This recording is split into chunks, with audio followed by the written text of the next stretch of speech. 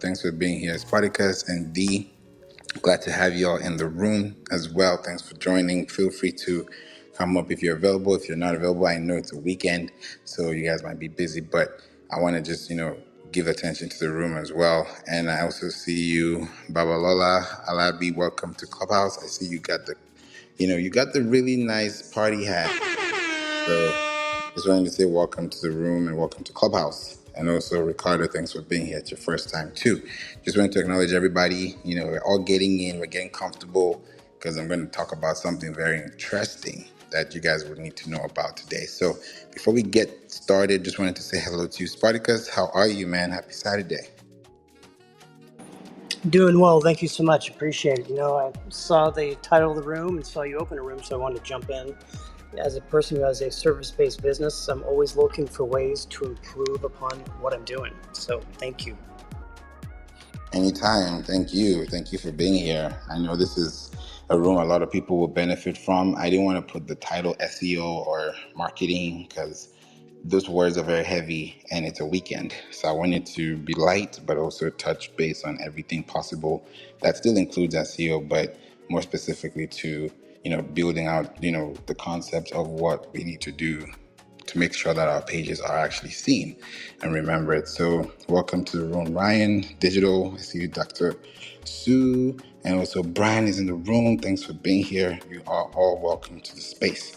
Thank you for following me on podcast. Ricardo, you want to learn how to build a podcast? This is a room to be. This is a place to be. There are people here who can connect with you, so feel free to stay connected and it'll be a great time, in the room. Hey, Brian, what's up? Happy Saturday. Happy Saturday. Happy Marketing Saturday. I'm working today. Right? It doesn't feel like a weekend, right? It just feels like it just keeps going because we love what we do, Yeah, it just meshes in. I think Sunday is the only day that I really, really have off. Just like work 6 days, the seventh day, get a rest. True. Yeah, we need that rest because sometimes we can't be we can't be posting like to the point where we get exhausted or burnt out because we've done it before. And I think if you've gone through that process and you've overcome it, you don't want to go back there because you've learned from what you came from. So that's the beauty of, like what we do. We're able to build so that you're aware. I don't have to pick up a microphone and talk to you for 24 hours to make sure you're aware that I'm there. I only need to be aware, or I need to be around when you need me aware, within your surroundings. So it's a whole different thing. So I think we're going to really dive deep into this for sure. So thanks for being here, Brian. Appreciate you. I want to ask the room before I go any further. If you're here and you have a business and you run a business, right? In the chat, put product if you have a product business, put service if you have a service business, and put both if you have product and service. So if you have a product, put product. If you have a service, put service. If you have both, put both. Because some people are one or the other, some people are both. So I want us to talk about both, but I want us to talk about which one has more weight. Okay, so not everyone is writing this. Okay, Spartacus, I know I always start thinking about working midday Sunday, so I take off Friday and Saturday. That's true. True. Service, both service. Okay, so not so many products, but I know there are some people with products. So because I see both, I'll also include products, but it looks like service is more so the thing. Yes, Spartacus. Please do keep doing about products because, again, part of what I do is I help other businesses. So while I offer a service, I would love to learn advice to give my clients that sell products. Okay, that's a good one. Thanks for bringing that up because I also want to demystify this word product. That's why I wanted to bring both into the play, together. So if you have a product or a service business, the first thing that you're trying to do is to keep people informed, right? You want to keep people informed about what you do, why you do what you do, and how you do what you do, right? So the question here is building, like, because building means it's always consistent. Like if we're building a train, if we're building a wall, if we're building a mall, if we're building a hospital, whatever we're building, right? We're building all those things with layers, with time, with investment, with energy. So if you apply that same effort, that same energy, that same thought process, that same ideation to execution flow, then thinking about your web pages would be very important, because your web page is what's going to drive people to you, right? The link you see above is a web page. Yes, it's a website. Yes, it's a domain, but I'm taking you to a web page. Why am I taking you to a web page? Because I'm taking you to the home page. If you click the link above here, it takes you to the home page, right? If I say click on this link and I've positioned it to have a pathway of, let's say, / episodes, right? Then I'm taking you to that pathway. So when you're building a product or a service page, you're building a pathway to access.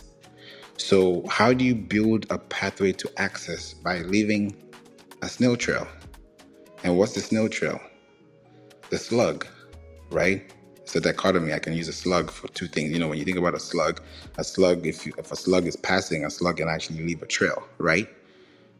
Now, the URL slug, right? The Uniform Resource Locator slug in technical terms, right? In web terms, means that when you create a link, right? That snail trail, thank you, Ryan. I like that.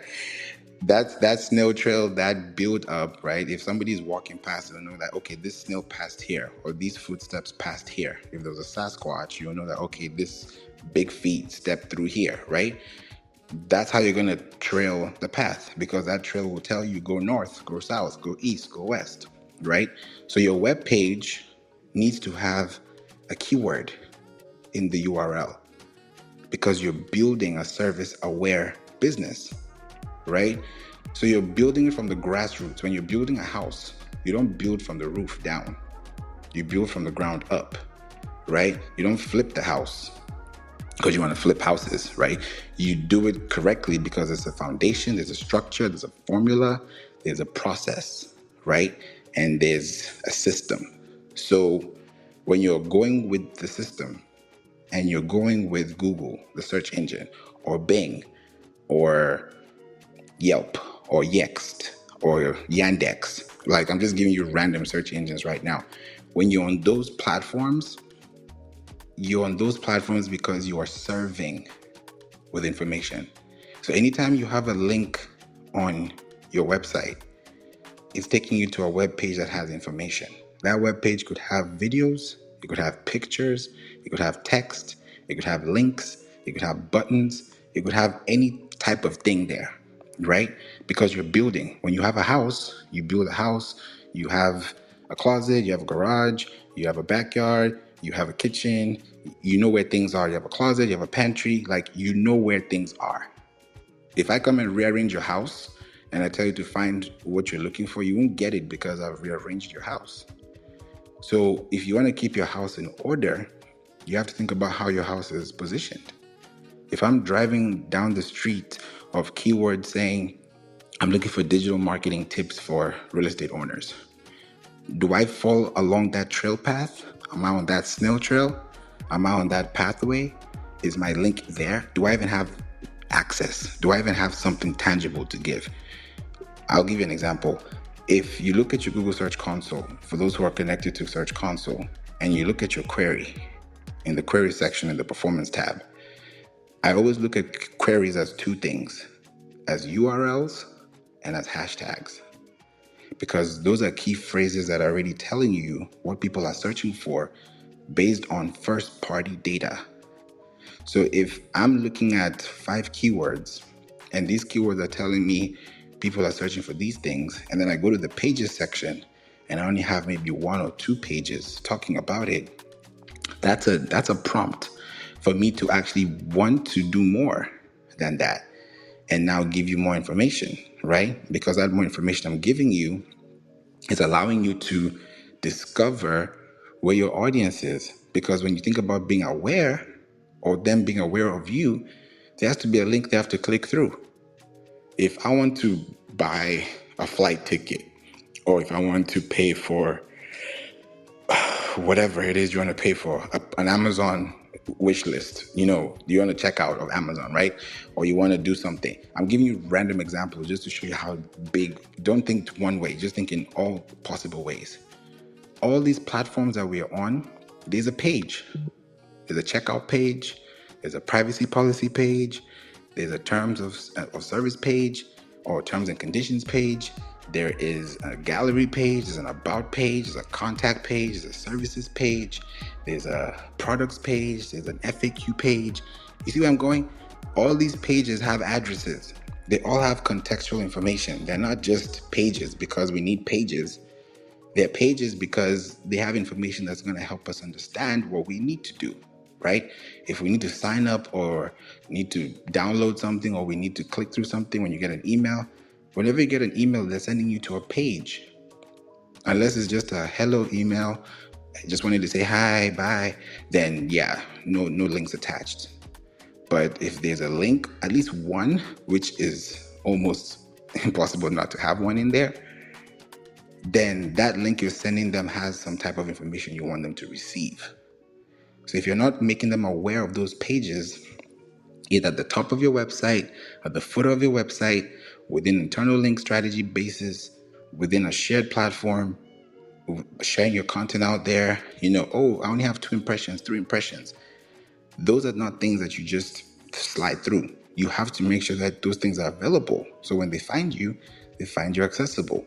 So those are some things that you want to think about first, before we take that to the next level. So before I go any further, welcome Christy, welcome to the room. Adam, welcome to space as well. And Paris, thanks for being here. I see you all in the room. Thanks for being here. And Nyla, we appreciate you so much. And thank you for being here. Love you too. Thanks for spending time with us here on a Saturday. I don't know. I was just thinking, is anybody here in this? Is anybody here? And I'm like, okay, you guys are here. So I'm glad I actually opened this up. So yeah, we'd love to hear from anyone. Please open up. What are your thoughts? What are you thinking? Christy, yeah, go ahead. Oh my God, Favor. Everything that you told me, everything that you said that was going to happen is going on right now. I'm talk Oh, to you this you're weekend so breaking. much because I need you. Say that one more time, please. You were breaking. I have issues with Verizon, so my network and everything's jacked because I have to do like some serious updates. They recalibrated the tower here, so if you can't hear me, I'm sorry, Favor. I'm trying hard. I want you to know that I'm starting a Fortune 500 IT consulting business, and I want you to call me so I can hire you immediately. Call Congratulations, me. Christy. First of Call all, let me me. say I will. Call me. I will. Congratulations, Christy. That's big. That's big news. So it's all in the works. This is what we talk about every day. When you think about these businesses, Wikipedia. Look at Wikipedia. They're ranking online because they have what? Web pages. So for you to succeed, you need to have a web page. I feel like that should I be don't have one. there we go. So that's the first problem. Then we're gonna fix that. Because when you send people to Linktree, you send them to Milkshake, you send them to wherever, you're sending them to people's properties. Those are people's first party data properties, intellectual properties. So you're spending your time, your money, your subscriptions on platforms. Great, by all means do that, right? Use UTMs if you have to. But at the end of the day, that protocol is going back to the base domain that you're not on, or you're not attached to, or you're not in ownership of. So those are things to look through. So when you have a web page for yourself, don't just be posting on social media, on YouTube, on Instagram, on LinkedIn, saying, yeah, check me out on those platforms.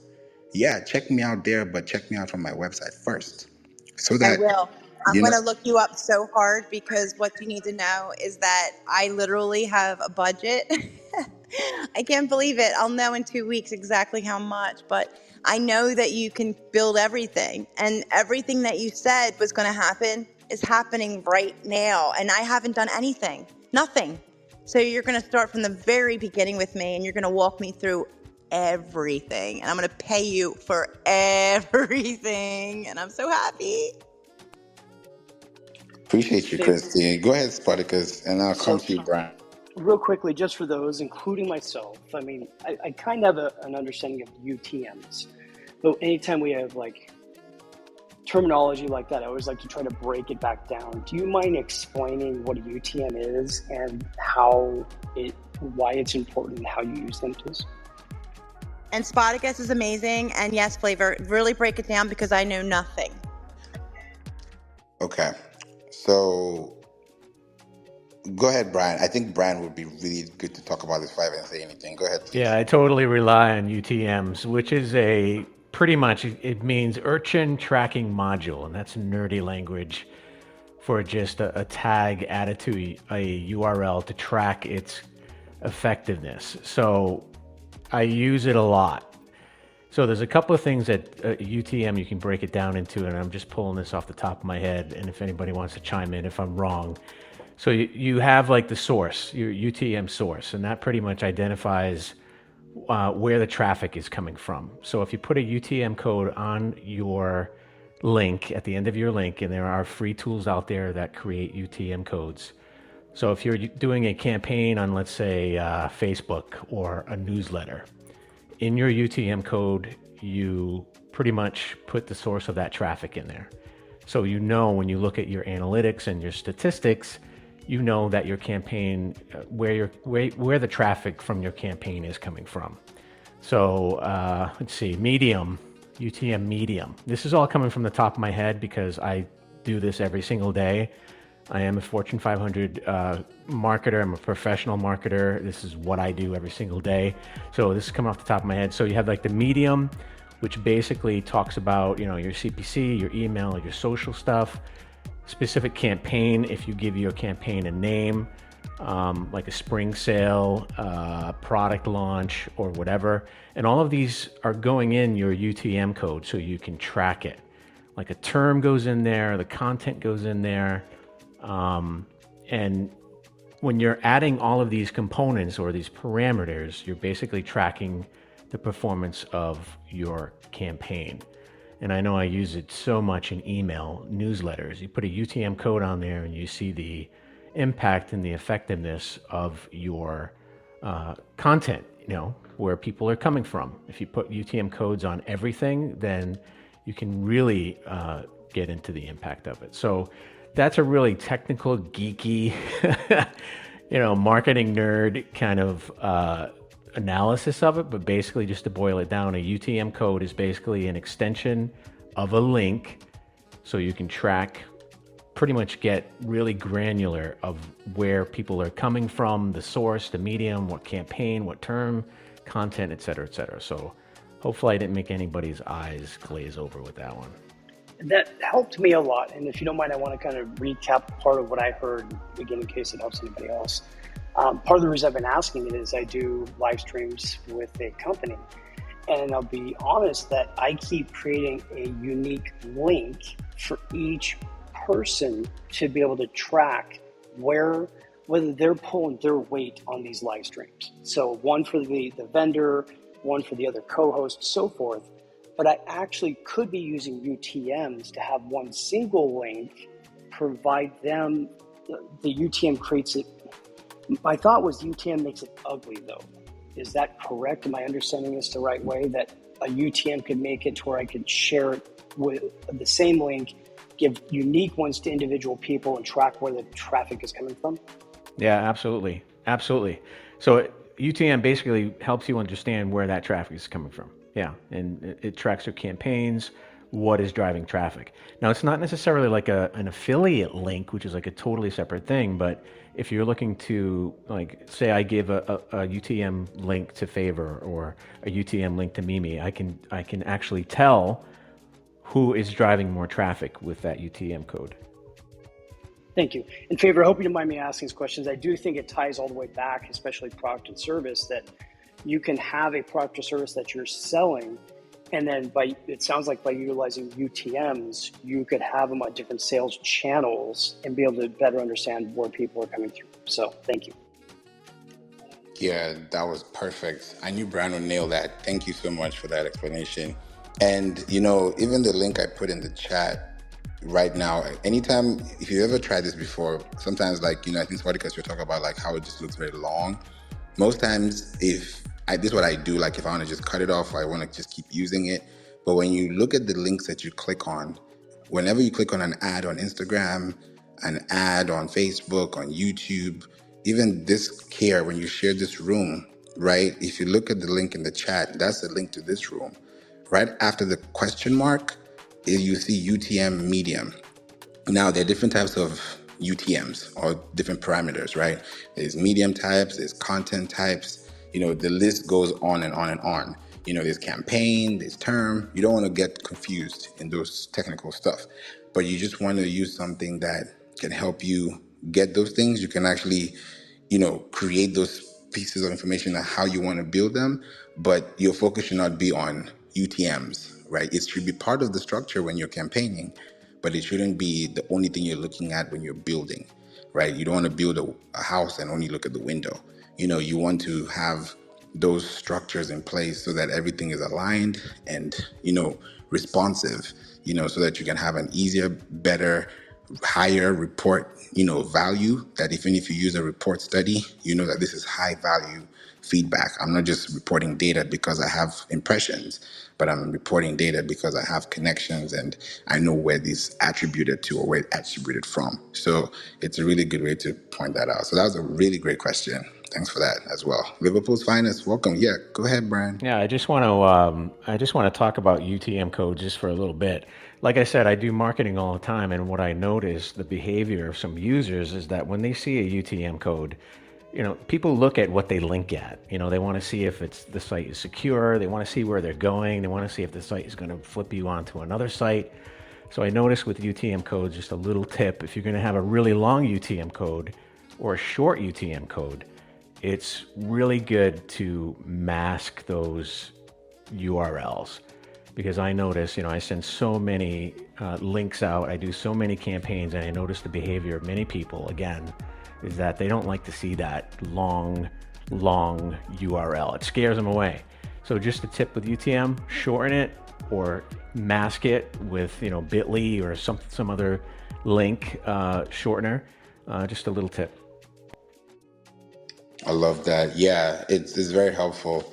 Really, really helpful. It just creates a much better experience over time without you having to scare them away. Because sometimes when people see those long links, they think they're spam links or phishing links, or people just get as soon as someone sees a long link, this is how they feel. They're like, nah, we're not doing that. So that's why even it's done it within ads, because you won't see the link there because you just go into the browser. It's a crazy thing if you look at the science of it all, but it's really interesting to point out when you think about these things, when also you click, through some things that you like to see. So thanks for that, Brian. Welcome, Ryan. Welcome to the room. Liverpool's finest. Wanted to come to you, say hello first. How are you?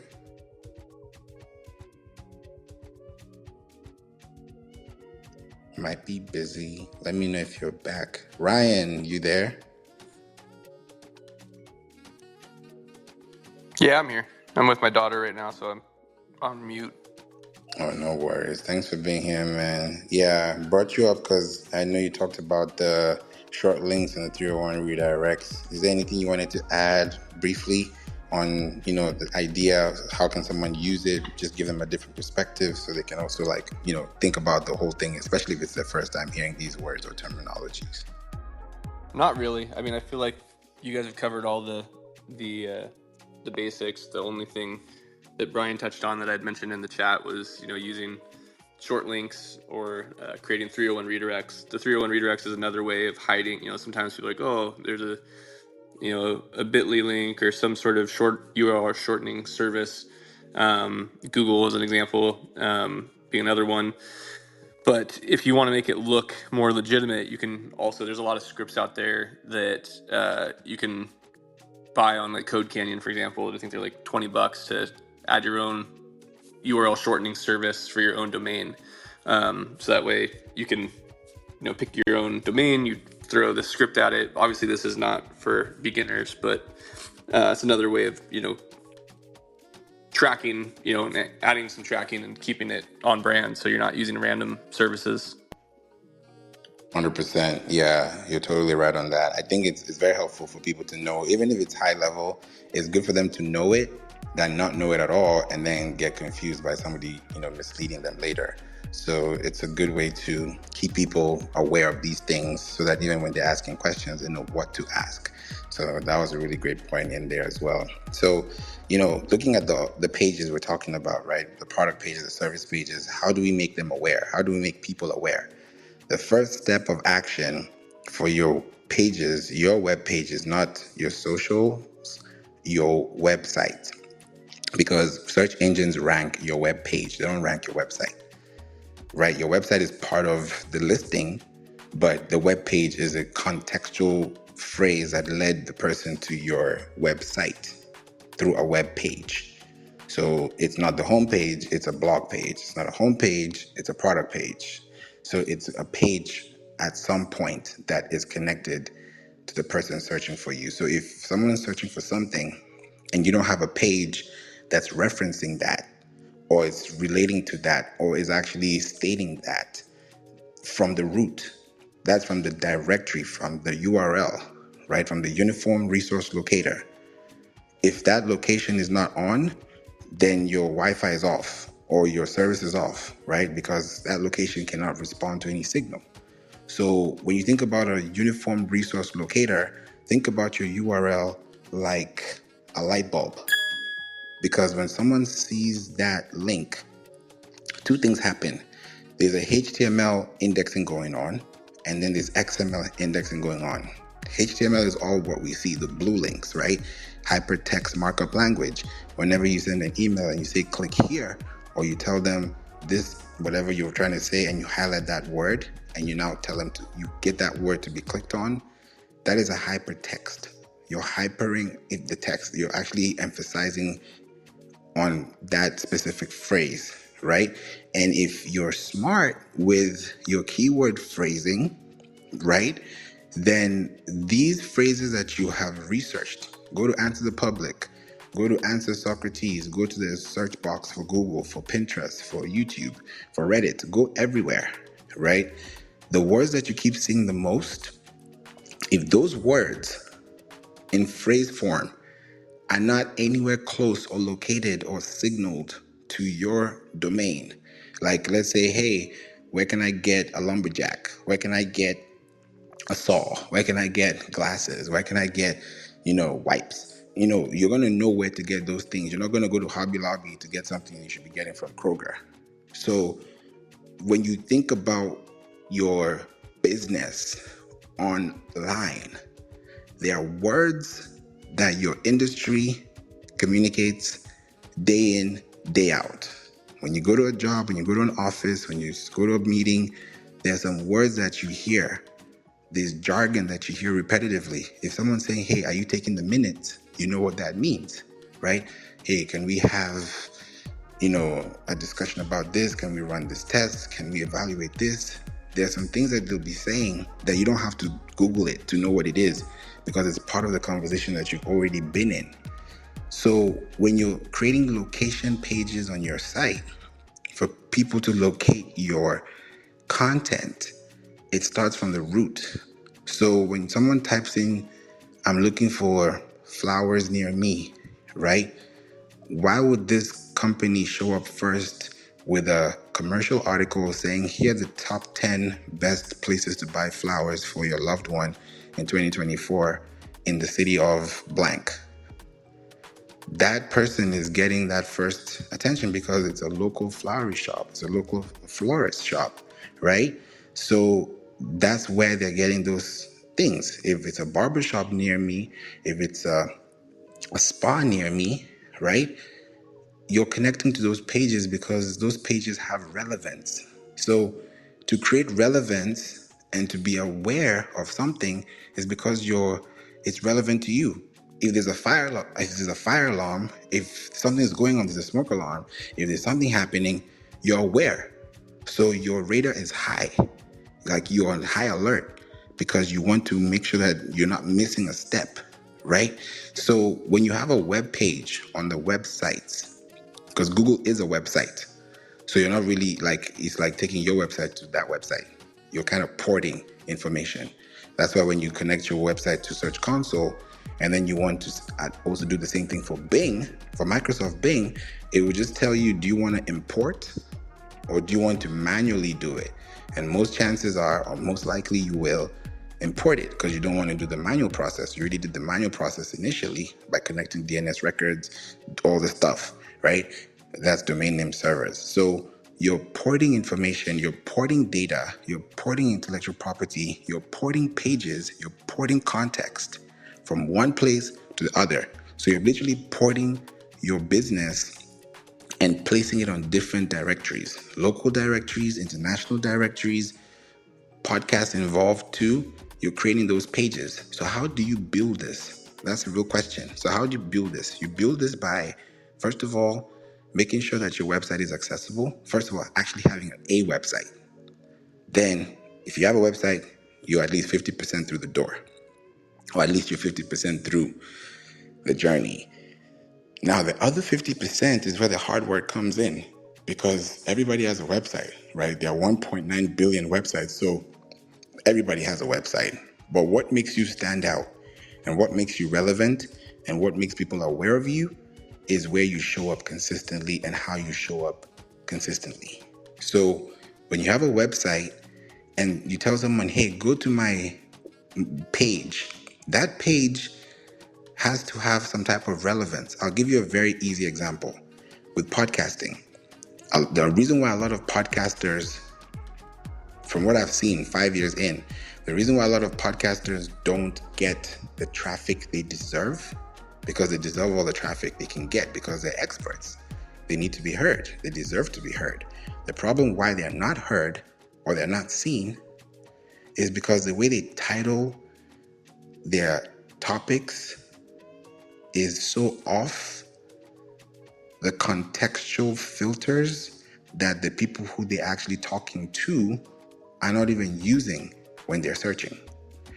If I'm talking about a specific topic, I need to make sure that somewhere in that text, in that title, that keyword is there.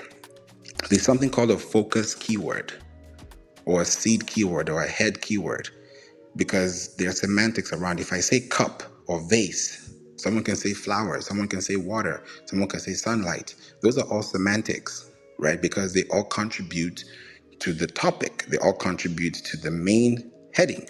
They all contribute to the focus. This is the focal point, right? If I say generator, the next thing I'm going to hear is power, energy, watts. I'm going to hear kilowatts. Like, you start hearing words that are attributed to that. If I say kilowatts and then I say if I say mortgage, they don't match. They might match because you might have to have those two if you're in a house, right? But contextually, they will never fit within the same sentence. So when you're creating pages online, those pages have to be keyword friendly and keyword search intentional, so that when people are searching, Google, Bing, Yahoo, Yext, Yandex, Pinterest, name it, all these big platforms, these search engines, right? They will be able to find your website as a resource. And not because you just have one page, because gone are the days when you just rank for one page. You have to rank for at least more than one. I would say at least 2 to 3, contextually, combined, right? So when you think about the long-term effect of your business, those are pages people are going to read. Those are people that are going to learn from you, right? So, and there are 3 stages too. When you think about how people can find you, right? People are starting to find you from a place of a problem. If you really think about it long term, they start from a problem. They go online, how do I tie a tie?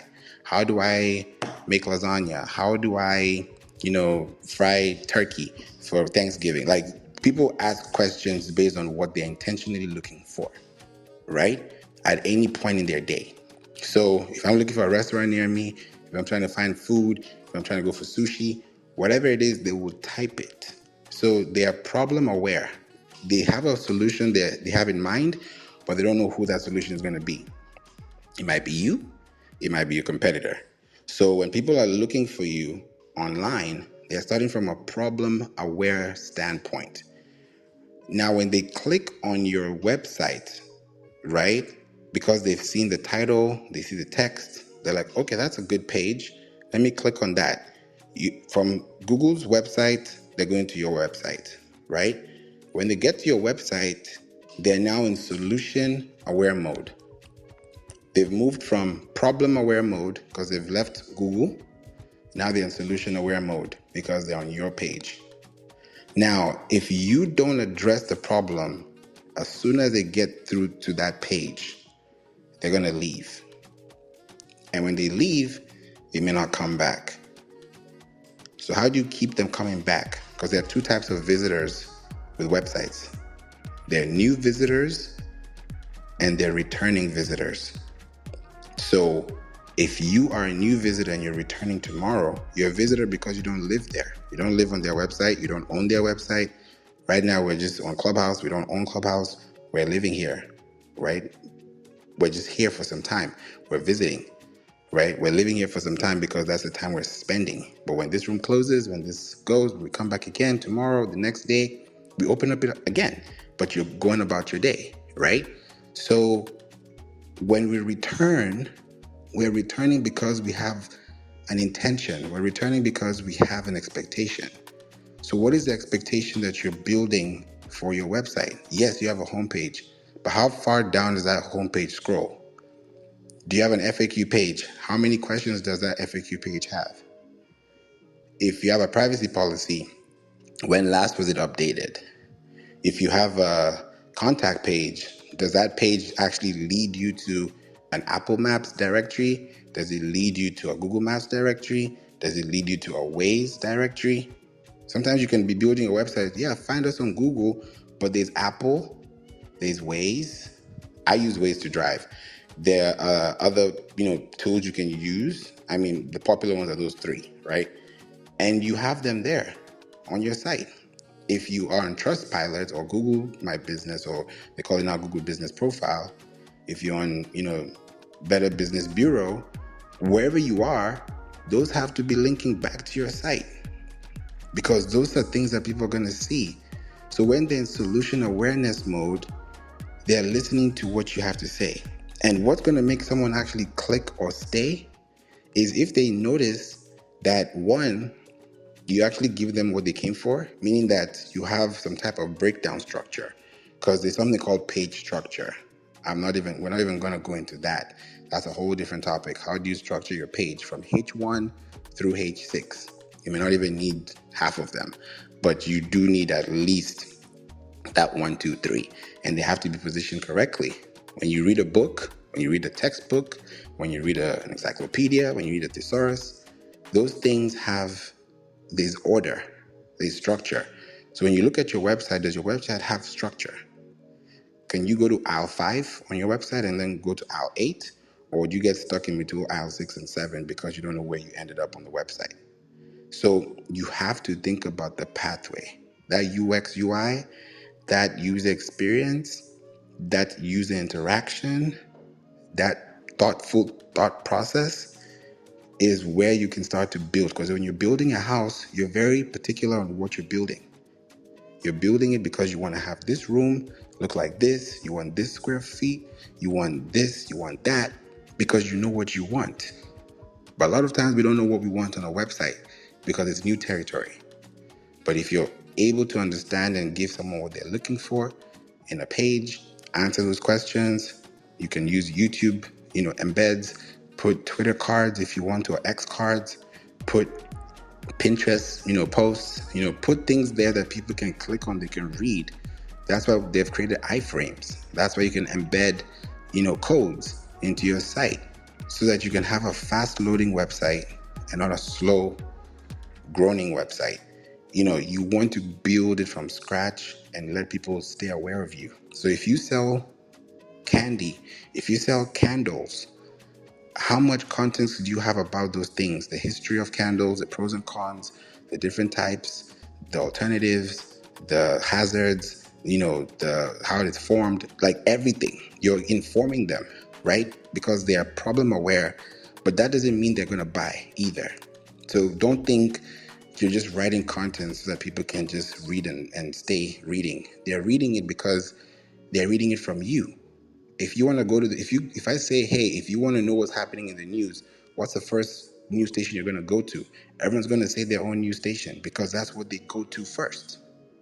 Then they'll go to other websites or other news sites or other pages to see what's going on, to check the facts, confirm the facts, validate the facts, so on and so forth, right?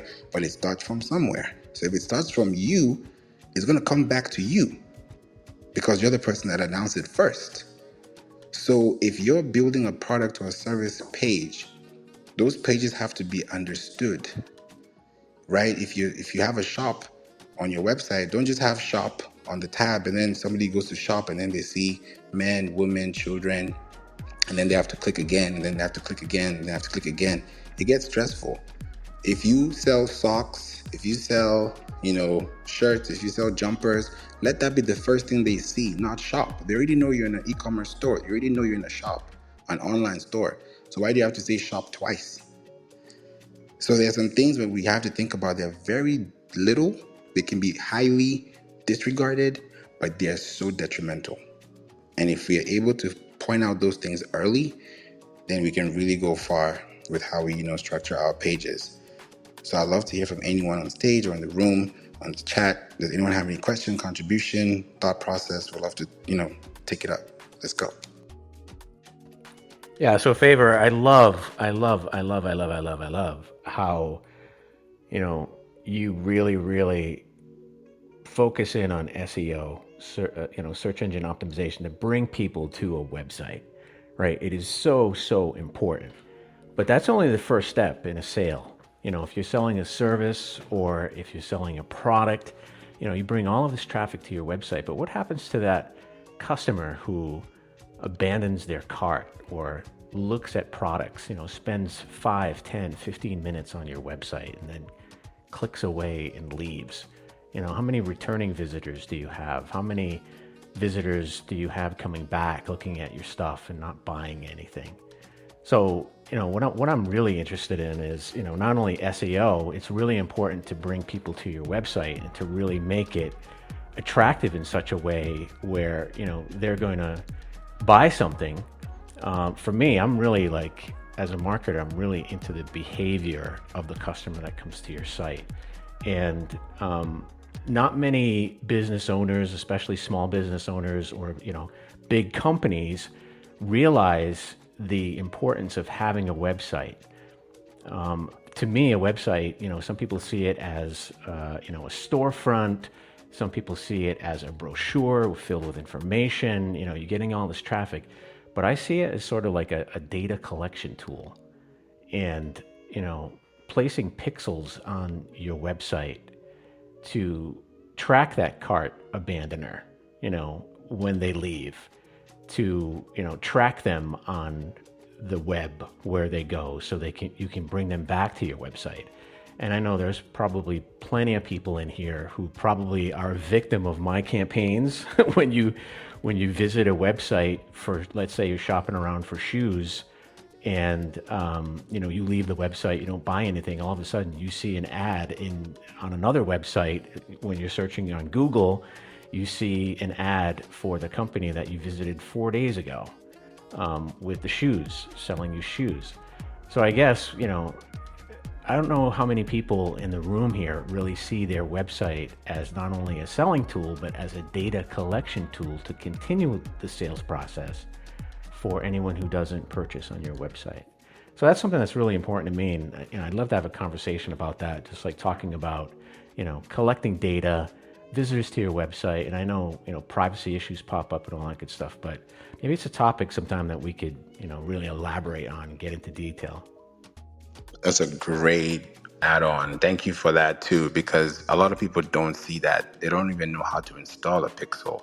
So it's already a problem from the jump, because either the person who built the website didn't tell them, or the person they had for marketing didn't consider that, or they just don't know at all. And sometimes it happens. Most times it's possible. So, having that is so important for your website, not even just for data, which is first important, because you need that information to sustain as a business, right? If you don't have people, you don't have profit. If you don't have profit, you don't have a business, and it's just not happening. So people come first, and when you connect with those people and they actually connect back with you, then you actually let them come back. So even prompting them to say, save this post, bookmark this post, saying those words, typing those words, actually putting them, encrypting them, putting them within your actual text is important, because it actually even adds value to that business. And even as Brian was saying too, when you think about pixels and you start running ads, if you don't have a pixel on your website, you might be spending like way, way, way, way more than you should be spending, because you are not tracking in the first place, right? You're not tracking data. You're spending money, but you're not tracking data. You're not tracking data because you don't know. It's just because you're just trying to figure out who's going to come to your store. It's like saying, hey, I want 1,000 people to come to my store. But if those 1,000 people leave and they don't come back tomorrow, and you didn't capture any type of data, then you're going to look for another 1,000 people, which is going to be hard for you to do twice. So you'd rather focus on those 1,000 people that actually came, and then out of those 1,000, maybe 20 come back tomorrow, then maybe 500 come back next week, and then you keep that rotation cycling. And then all of a sudden, you run an ad and you're spending less. Why? Because they visited your website from an IP. Now you don't have to spend too much money on your website for them, because you already spent that time in currency based on the time value they've already accumulated. So if I've been visiting your site for a whole year and I've never bought something from you, but I keep coming back, at some point that's going to go down, because my watch time, my reading time, my overtime, my bounce rate, all those things are just calculating, and they're all going into giving you sustainability, because now you can retarget them if you want to. You can learn from them if you have to. You can even see what they're doing, why they're doing what they're doing. So there's so many things you can tap into. And then the best part about all this information is that when you have these web pages and they're aware, how you know that it's working is when you start to see an uptick in your traffic, and proportionally you see an uptick in your email subscriptions, right? Because most people value followers. That's great. But if those followers go to tomorrow, are you going to keep them? Are you going to have them? Are they going to be around? Will they know where you are? You don't know. You just don't know, because sometimes it's hard to keep track with everyone. But if you send an email once a week, if you put out a podcast once a week, if you put out something that's tangible for some time, they're going to come back, they're going to listen, right? I was on X, was it today? Yeah, this morning, random tweet. Someone just said, hey, I'm looking for someone for SEO, this and that. And then somebody that I've known from Clubhouse, who I haven't seen in probably 2 years, tagged me. So I was like, who is this? So I looked at the picture. I was like, oh my goodness, it's been a while. And she tagged me. And I'm sure she's on our email list, but she hangs out probably on Twitter, right? And then she tagged me and I was like, oh, thank you. So those are some things that you don't have. Some people like say, okay, I have to pay to play. Yeah, you can pay to play, but you can pay with your time. You don't have to pay with currency or pay with money. You can pay with that if you're on an A/B test, and then play away if you really want to play hard. But the first point of play is your time, because that's what you're investing in. Research, development. No product out there in the world that you see today that's succeeding didn't go through R&D, research and development. So when you look at your business, and you've not done any research, keyword research, competitive research, any type of research, that research needs to be built over time, and that's where you can really see a lot of business growth for you. So yeah, we're going to come back to this, and I wanted to cover some questions as well. I just see Liverpool's finest. Welcome back. Soda, welcome to Clubhouse again. It's been a while. Good to have you here. And Abo as well, I see you. Thanks for joining. I know this is an international app, so before we go any further, I wanted to come to you, Abo, because I know it might be late. I don't know where you are, but please introduce yourself. Let us know if you have a question, and then we'll now come back to mods. But I wanted to give you your time because I saw you jump in and out.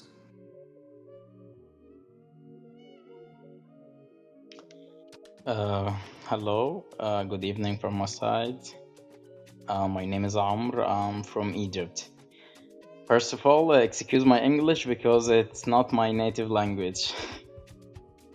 So, actually, I've worked in traditional marketing for a while and I enjoyed it, but I developed a strong interest in digital marketing. And I've taken some digital marketing courses, so I have some knowledge, but not much. But I haven't really gone deep into it. Nor have I worked in any real project by myself yet. And now I suddenly offered a job in this field, which I supposed to start in about months and a half. And the issue is when I start there, there won't be any formal training. I will be expected to jump right into particular work from day one. I know I'm not fully prepared for this, but this job has been assigned to me and I don't want to pass it up actually. So right now I want to use this month and a half to improve myself, to become more qualified for this position. I don't know if it's enough or not, or I can do it or not, to become ready for it. But I will do my best, I think. And the problem, I don't know where to begin or how to utilize this time to get myself prepared. And to give more context about the job, it's with a furniture showroom that sells bedroom sets, office furniture, and similar products. I know this might sound a bit strange, but they have never really focused on digital marketing before.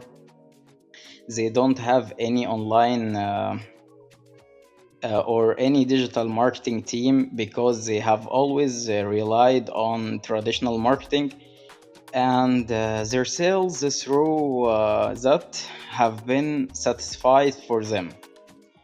This will be their first time in digital marketing, and I will be the one in charge. But unfortunately, I won't have a team with me to start. I will be handling everything on my own. I know I'm not fully ready for this, and I'm not ready yet. But if there are any advice you can give me, or recommendations, or any keywords I can search about and learn about it.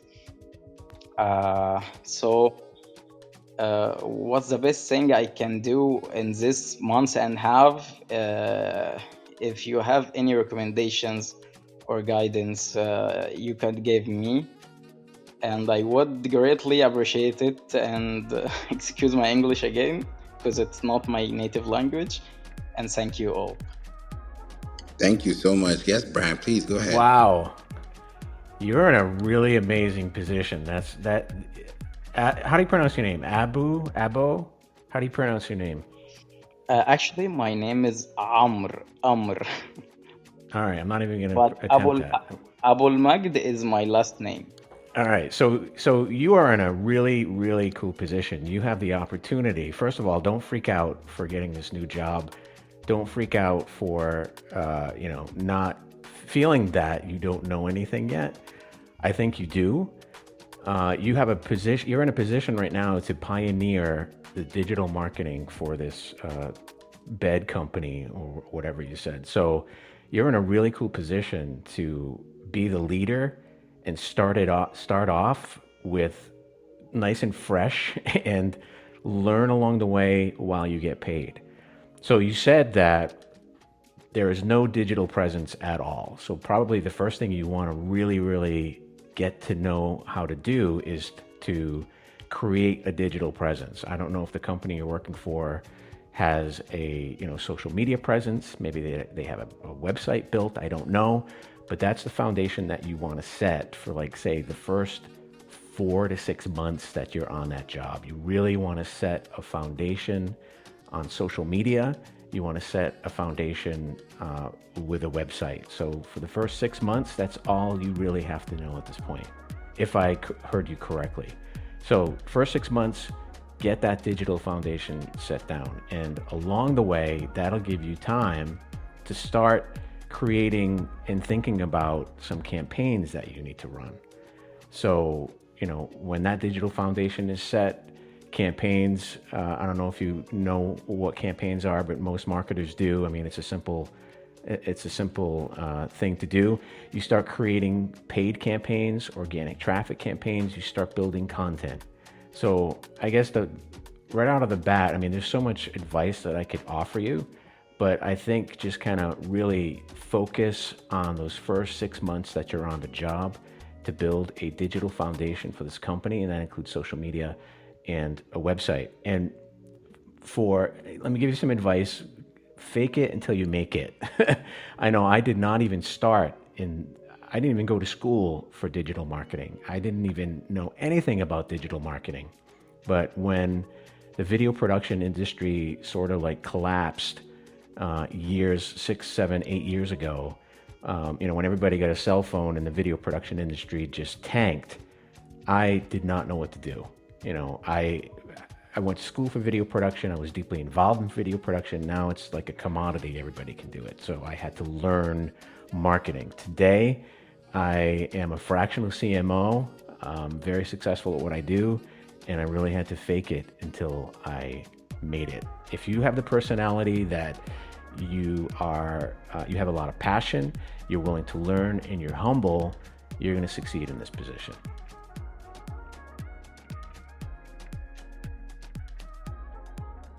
Yes, thank you so much. Thank you so much. And yes, they have no any platforms. They not a page on Facebook, on Instagram, on TikTok. They have nothing. Yeah, so what you want to do is build all that up, pour content into that, and that'll give you like a good soft bed to sleep on, a good foundation to kind of like, all right, we just got to ramp this up and have at least a digital presence. That's your focus for the next 6 months. Hopefully that helps you out. Yes, thank you. It's very helpful. And if anyone have any advice or recommendations, I will appreciate it. Thank you. Thank you so much for that question. Soda, I think Soda has something for you too. Go ahead. Oh, I just wanted to mention a friend in my podcasting group has a podcast that he sells furniture, and I know it's more office furniture, and it sounds like yours is more bedroom furniture, but it's a very niche podcast, but I know it has a lot of great advice on that for people in similar kind of industries. So I just put a link in the chat if you wanted to check that out. Okay, that will be great. Thank you so much. Thank you. Great room, guys. This is good. I love this. We're helping each other. We're connecting. We want to see each other grow. Like, these rooms are for us. It's not for myself. It's for us, because we learn from each other. We help, because you never know. This room might have just helped you the stress of next week. You never know. Probably this room is for you, because I don't open rooms all the time on the weekends. It's rare. I do SEO Sundays these days, but not every time.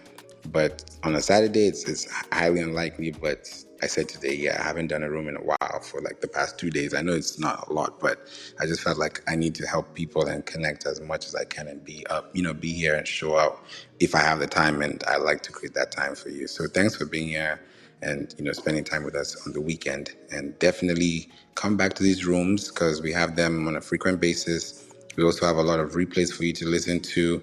If this is where you hang out on Clubhouse, trust me, this marketing club, all the rooms we've had here, if you click on the marketing club at the very top where you see a little blue icon, you click on marketing club, and then on the top right, you'll see 3 dots. And then you see listen to replays. You're going to see a lot of replays there. So you can listen to them, connect, learn if the titles, make sense. Please listen. If you have any questions, come back to the live rooms and ask, because we want to make sure that you're paid attention to. And this is helpful because we need to help each other. We can't be stingy with content when content is available everywhere.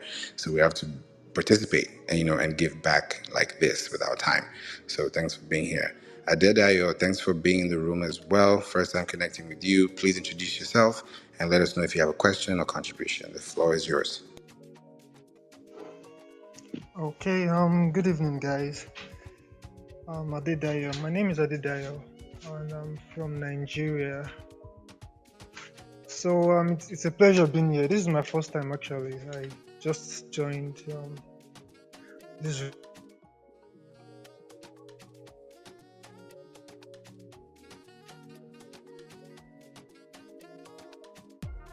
Managing a lot of traffic from different sources lately, as in something I'm working towards. But I've been thinking about how I'll be able to track which source this traffic is coming from. And this night, idea about UTM is really great. It's something I'm gonna work on.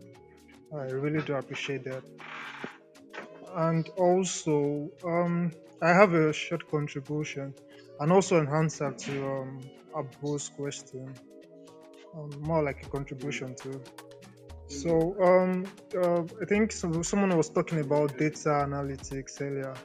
So I also believe data, as in data, you need data to to be able to track and iterate and improve whatever it is you're working on. So what I want to talk about is using collecting emails and maybe phone numbers, if phone numbers is your case. So like Habu, in your case, you should start from scratch. You said you're starting up right now, so start building a database of prospects who come to your website or comes from your socials, whatever. Get their email so that you can follow up on them. Talk to them, nurture them on the back end. You can build a relationship with them. It's not about the sale majorly. Sometimes it could be about referrals, it could be recommendations that will come from just nurturing people through email. Okay, so and also that would give you data. If you want to retarget, you could use it for your Facebook ads. You could it's powerful. It's powerful what you can do with that. So data is very important, and it gives you power to maneuver and just iterate and get crazy ROIs, right? If you know how to use it. So like I said, just from scratch, just make sure you're building your database gradually, and you'd see the results. Okay, that's my little contribution, and thank you for tonight. It's really great with you guys here. I look forward to joining more and more of this. So thank you, Favour. Thank you, Brian. Thank you, Ryan, and Soda, everyone. Thanks for joining, man. Appreciate you. I love that you were able to, emphasize on that and, just tackle those major things, which is, first party data, getting your emails, getting your contacts. Those are things that we have to value, because if we don't value those things, then we're not valuing the people that have them. If you don't value those people that have those contacts, then it will just be the same thing to you. So you have to build those relationships, and it starts from communication. It starts from contact. It starts from, the intent. So thank you so much for bringing that in as well. Angelica, you asked a question. I wanted to elaborate a little bit on this, and then I'll come to you as well, Sack Black. You talked about the testimonials, and the testimonials can be very, what's the word I'm looking for? Tricky, because you also want to, get the right audience, get the right people, get them on the pages, get them connected, and you also want people to read your reviews. So when you want people to read your reviews, they're not going to, this is how I think about it. No one goes to a website to read reviews. They're going to go to Google reviews to read reviews. So if they're going to your website, they're going to find the reviews. And how do you let them find the reviews? If it pops up on your site. So I'm being really nice today. So I'm going to give you a site that I've been using, connected with them for a while. I even use them also on my site too. Full transparency, they're called Nudgeify. It's a UK brand. I put the link in the chat. And if you have Google Business Profile, or if you have Trustpilot, then you can install that to your site. And that way you can really do well with Nudgeify. For me, I got the lifetime plan, and yeah, you don't have to pay, month to month or year over year. So I haven't paid for that service since, because I got it on AppSumo. I don't know if they still have a deal, but that was years ago. So Nudgeify allows you to connect. It tells you who has visited your site, or we have this product, or hey, check this out. So little nice bubbles that show up on your site, because it also tells people that people come here. A lot of websites, to be honest, haven't been visited to in a long time.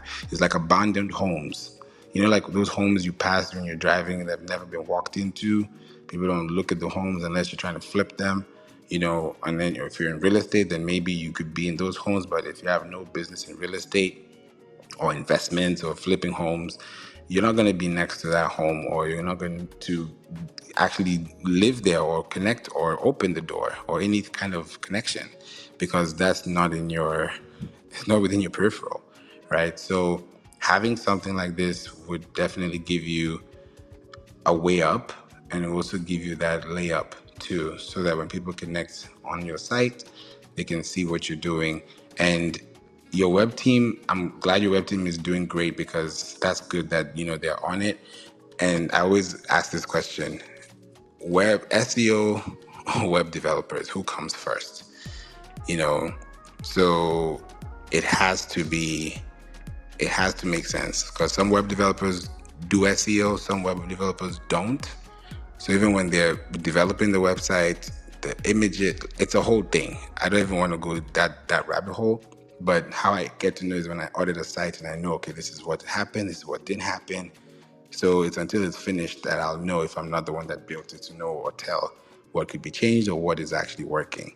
But I'm glad that it's happening, and you're also building it, day by day. Go ahead, Brian. Oh, sorry. My microphone was turning on and off. Yeah, so Google reviews, that's a really, really good question. She said in the end there that she wanted her website fully indexed. So Google's reviews by experience can be a good thing or a bad thing on your website. Posting 500 reviews on your website, I'm just speaking from experience with a recent client, all of them had 5 stars. Now, is that a good thing or a bad thing when a customer comes to your website? I don't know, but I know, collecting user behavior, some people question wow, these reviews must be moderated, because there's not one single 1-star review. I mean, is this false? The other thing, the other area where reviews can be really can be poor is if they're outdated. I think Favour, you touched upon this. Like if you have Google reviews on your website and they're outdated, that doesn't really favor your website very well in the customer's eye, having outdated reviews. The good thing about Google reviews, I'm not a big fan of Trustpilot or other third-party review websites. Trustpilot is great, but as far as ranking on Google, stick to Google reviews, because it is a known fact that Google uses Google reviews as a major factor in determining how to rank your website in search results. So you got to keep them fresh. It doesn't matter how many you have on your website. I mean, have 3, 4, 5 of them, and have some, if customers click over to view more, that's great. But don't have a lot of them on your website, and Google is highly recommended because, again, it really, really helps in search results, especially when your site is getting indexed. So hopefully that helps. Great point there. Yes, 100%. It's very helpful to look at those pages and index them, because there's manual indexing, there's auto indexing. You have to know when to use them, how to use them, it's a whole thing. So don't just build a website and say finish and then cut the ribbon and ta-da. No, there's work to be done. Like, SEO is not a one size fits all. It's not a cookie cutter machine. A website could be done in a day, but the SEO is not done in a day. It's continued through the days, because it's something that happens over time. If Google has some type of core update, if Apple drops something, if there's a news, if what happened, a few weeks ago with with CrowdStrike, things happen. So if you are thinking about your communications, your operations, and your business value, then those are things to think about. As a business, you should be thinking about these things already. Because if you were to sell your business today, how much would it be worth? And how are you going to determine the worth of that business? One of the things you're going to determine the worth of the business is based on the community that you built. So if you're not building the community, then the product is not going to flourish. There has to be that type of connection that will take you up as well. So those are some things to really, pay attention to and look through. So thanks for that, Brian. I see some other questions as well. Before I do that, I wanted to pass it to you, Liverpool's Finest, because you talked about something to do with innovation and functionality. Yeah, Go ahead. yeah. So more to do with about kind of the mission. One thing that I would say is very important when it comes to digital marketing is that innovation and creativity, because nowadays a lot of people are online as well. So, and a lot of products they're not really all the products are literally. There's no unique product. So it's one thing that is very, very important to really, really be creative with your digital marketing strategy. It's very, very important to do that. So have a really think about what are you trying to sell along with your product and everything like that, because we are bombarded with a lot of information every day when it comes to adverts, when it comes to all different kinds of things. So it's very important to think about, like, how are we going to stay memorable, and when, because that's one thing that people always remember. So it's very, very important to really, really think about what innovation, and that's very, very important when it comes to creating that digital marketing strategy, because the more times that people remember something, and whether it's an advert, they're more likely to maybe purchase the product from that that company, etc. Because, like I said, we get bombarded with a lot of information every single day. And then obviously as well also is web functionality. I can't express this enough. It's very important that your website is very functional, because nowadays, because people would think about, we need to have a website, it sort of becomes more of a tick box exercise. So not many people will give it enough tender love and care, and see, give it that you think about it from the perspective of a customer and making sure that it's very functional. So one thing that will enhance the user experience and the customer experience that go onto your website, and being able to retain those customers, and also gain more customers, because word of mouth is very, very important. It's the most powerful marketing tool you can have. All the adverts in the world and saying how great we are, but all the things that we need, people that we are in close proximity with, we believe those, because all these companies can literally just sell us a dream, and we won't believe them, whatever, but we will trust our friends and family, say, oh, this website's great, I got this product from Adidas the other day. They'll be more inclined to go to that product to go and get something. So one of the good things, or one that would enhance the user experience, would be like the search box, being able to filter out a lot of the trash on a lot of the stuff that they're not interested in, being able to search for the things that they want and have it into maybe like little neat compartments. So let's say if you're a fashion website, you might have it split down into like shoes, for example, and then underneath that you would have different subcategories depending on what kind of shoe you want, whether it's a trainer, whether it's a smart shoe, etc, and that's very, very important as well. And obviously as well, you might include like AI as well, and again, you might need to think about the functionality of it, because a lot of people use their smartphones, etc, and obviously there'll be times in certain areas where you might get the signal may be really, really shit, so you might not be able to access the full functionality of particularly AI, because it uses a lot of data as well, and it requires a good steady signal as well. So it's very important to make sure you think about those things and not consider it as just a tick box exercise. So yeah, that's what I would say. I've spoken for quite a long while now, so yeah, thank you. I love that. Thank you so much for bringing that in. The functionality is a big thing. If you can't function, if your body can't function, you can't move. If your website is dysfunctional, it's not gonna work, because people are depending on your information. And if your website is broken, if the image is broken, things are broken, you may not even know there's a broken link on your site because something changed and you were not aware. So it's very important to think about the experience, because if somebody hits a 404 error, and let's say they come to your site, they're so excited, they're like, yeah, I want to learn about this, and then they click on your site, and then they're gonna leave. And when they leave, they're not coming back. It's gonna sound like this for a long time. So you have to think about that experience overall. So that was a great point as well. And then I saw the Penman has a question. I'm going to come back to that and expand on it. And please feel free to come up if you have, any questions specifically, because I love to interact with you so we can talk about it. But I wanted to come to you, Tiffany. Thanks for being here.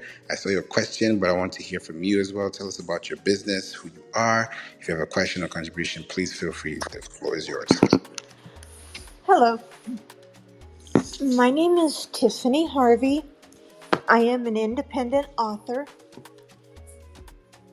and I had no original plans to be an author. My goal was to be an advocate for those with intellectual disabilities, to help them become as independent as they choose to be.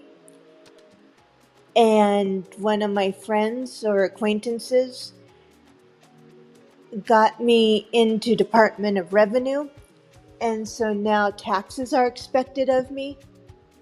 And so I've basically been doing catch up for the last, I'm going to say 8 years, and I still haven't made a profit. And I do have a little concern about making a profit, because I because I could lose my benefits if I make too much. And so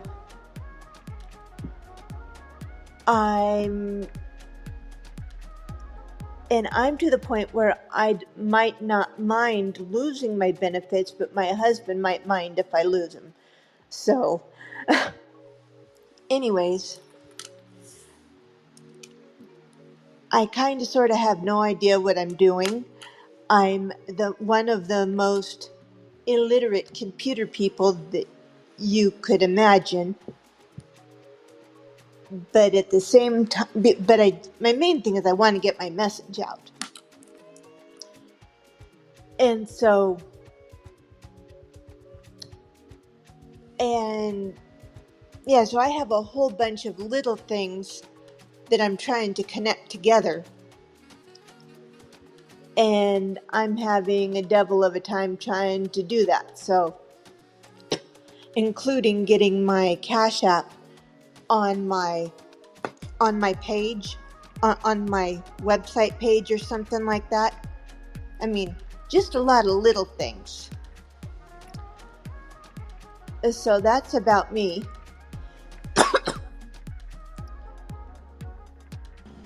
Thank you, Tiffany. I was just checking your site. Is it called Yes. responsiblyindependent.com? Yeah. Okay. So you mentioned Cash App and I cringed just a little bit because I want to know is that what your clients, your prospects usually pay you? Is that how your system is set up? Are you open to No. learning how? Yeah, I just want to know the process. Somebody told me in order for people to purchase them over Clubhouse, there needs to be a method that they can pay and stuff like that. Because personally, I would accept a check, but I know that there's a lot of people who don't accept checks anymore. But for me, that would be the easiest. So I'm not exactly a business person mindset in general. I just, yeah. No, I love that you're able to give us this context. Thank you so much for this insight. I would say this because you have a website, which is a good thing. I'm seeing your website was built on my website, something called my website or my website creator. That's what I have no idea. I'm. No problem. I'm just Somebody else built it for me. okay. So I'm looking at the whole setup. Just how it is, how it's built, everything, and one thing I will say is if you are creating content, like you said, you want to know where to start from. Right now, you have about 16. Yeah, you have about 16 posts on Instagram, right? That's I 16. think so, yeah. Yeah, that's about 16 pieces of content that you've given to Instagram. And your last post was, okay, it's been a while. It's been a couple of Oh, yeah. years from what I've seen. Okay, so Did you say a few years? yeah, because your most recent post that I see on okay, I looked at your top pin. That's 2021. I'm sorry. So July 4th was your most recent one. So you have three at the top, which are pinned, which are really good. And these are the ones that are leading to the book, A Journey of Independence. Now, if I want to learn how to be independent, let me ask this question. If I want to know how do I put this question? If I want to learn how to be independent, if I want to learn how to empower myself, if I just want to gain some new information, if this was you, Tiffany, where would you go first? Where would be your first point of action or first platform to search about this information? Depends on where you're coming from. If you're a teenager, this helps build a foundation so that the teenager doesn't make the same mistakes that parents and everybody have made throughout the years. If it's if it's a victim of violence, It's a reframing of the mind. But my original goal was for those with intellectual disabilities. And then that's why I went and retitled them by taking all the extra definitions out also on freedom seeker and freedom seeking. And I basically say if you have average to above average comprehension, I would go with the freedom set. If you struggle with comprehension, I would go with the independent set. Okay. Okay. Thanks for that feedback. That's very helpful because as you were mentioning, I was also, piecing it together with what I was coming back to you with on your site. Because when you have pages, normally when you're looking for, like, especially like from what you said, your target audience, the people you're connecting with, those people you're connecting with are on Google. Those people you're connecting with are on YouTube. They're on Pinterest. They're on search engines daily. And if you're not there daily or not accessible frequently, or even have a page that is leading towards that, from your URL base. It's like you think about a book. When you read a book, there are chapters in a book. Each chapter addresses a different story, a different moral of the story, a different, concept, a different perspective. It's like the book has to be one. It has to be a book because it's a book because the chapters are involved. If a chapter is missing, it's not the full book. It could be a partial book, but it's not the whole book. So if you treat your website like a book, if you treat it like a document tree, if you treat it like a property, then you'll be able to get all these people that you're looking for. Because I'm looking at your sitemap, and that's what I normally do. I would go to the sitemap of a site to see when it was last modified. And your last modification was October 14th, 2023, last year. So when something like this happens with the billions and billions of web pages that have been built since then to present day, or even to present time, there are gazillions of pages that have been updated since then. So when you're posting or giving more time to Instagram to post there, to other social platforms to post there, you're giving more real estate, more intellectual property asset, more value, more equity to those platforms. Not that you shouldn't use them, we should all use them, but we should leverage the use so that we have a positive flow. Because if you have 16 posts on your Instagram, I should see 16 articles or 16 pages or web pages that talk about the same thing you talk about contextually, that can give someone a deep understanding of who you are and what you provide. So those are some things to look in as well, and just cover through as I get to the other questions as well. But does that give you clarity on how it should be? I know it's a little bit over the top, but is that something that you would be able to look through? Maybe. I have learning disabilities also, so that's one of the reasons I get along with the intellectually challenged so well. Okay. But as I've said, Yeah. uh, I don't know how to look up I forget how you said it, but I asked the question when I had it in my head, and I don't know what payment method to go through, because I think I also have a Square reader. Okay.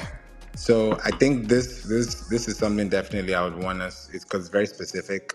So I would say, Tiffany, I've given you a follow, so I don't lose track, and I'll definitely get in contact with you so that we can look at it as well together. If you'd be happy to connect, please feel free to click the link above, or if you're able to see it in the chat, I just put it there.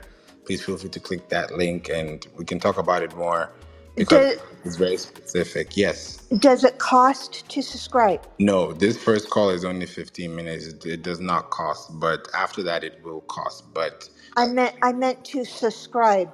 If to I subscribe? do this link above.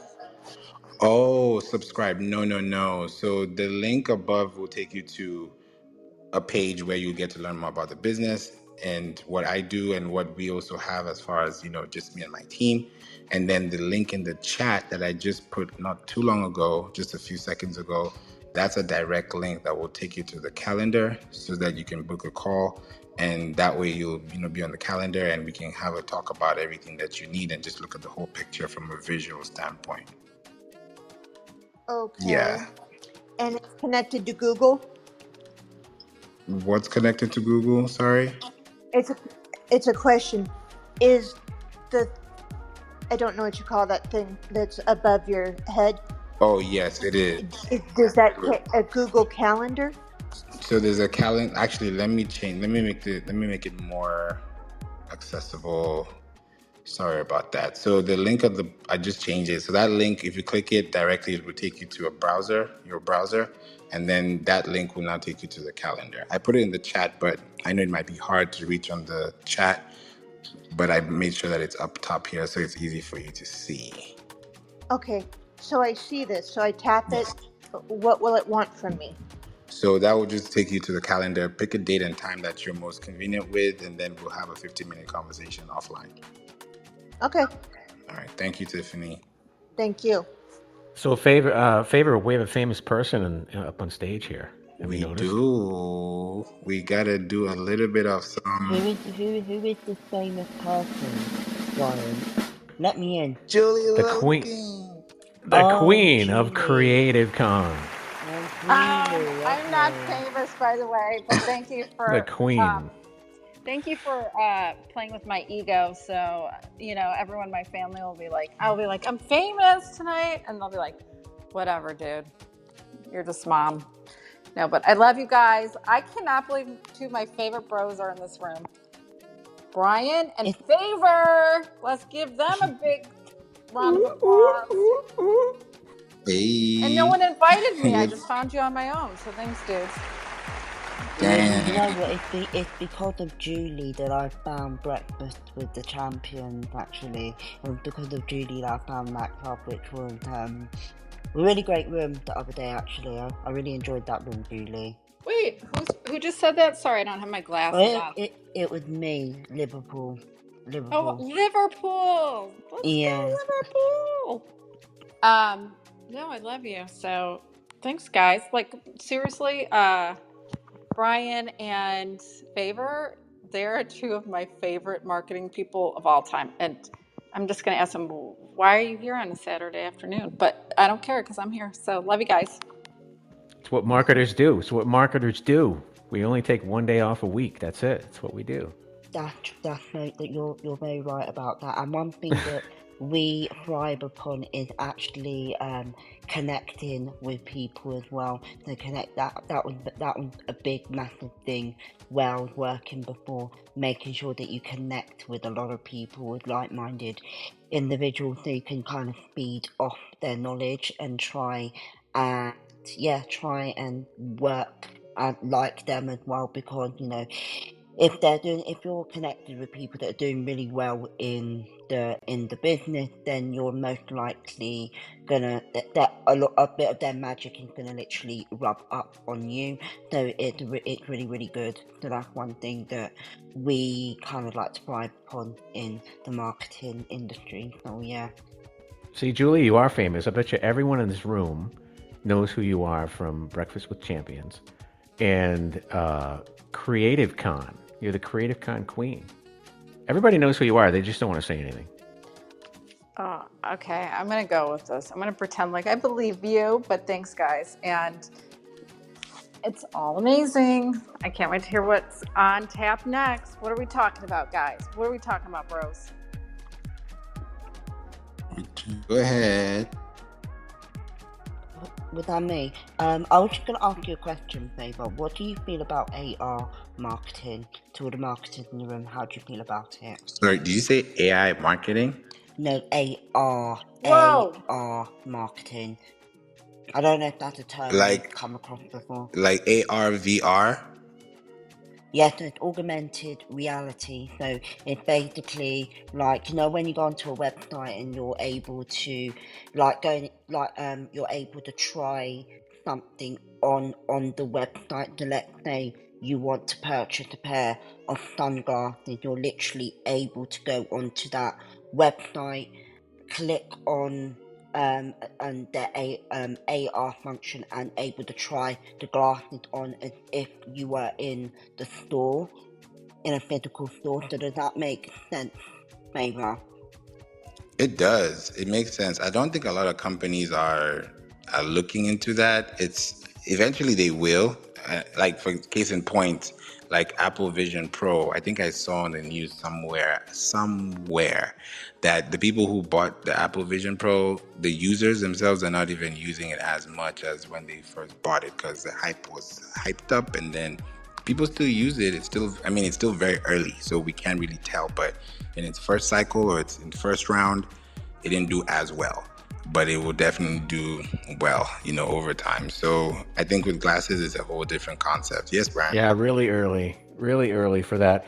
I mean, it's really useful as an accessibility tool for individuals, who can't really physically be in a store. I mean, it's great stuff, but going mainstream, I'm not sure if it's there yet. Yeah, it's a little tough. I think the only two companies I know that did it so well, and it's not global. One of them dropped halfway and they're still available, but it's not as hype, and the other one is still there, but it's not like the one size fits all. Is Pokemon Go. They did that a couple years, I think that was in 2016.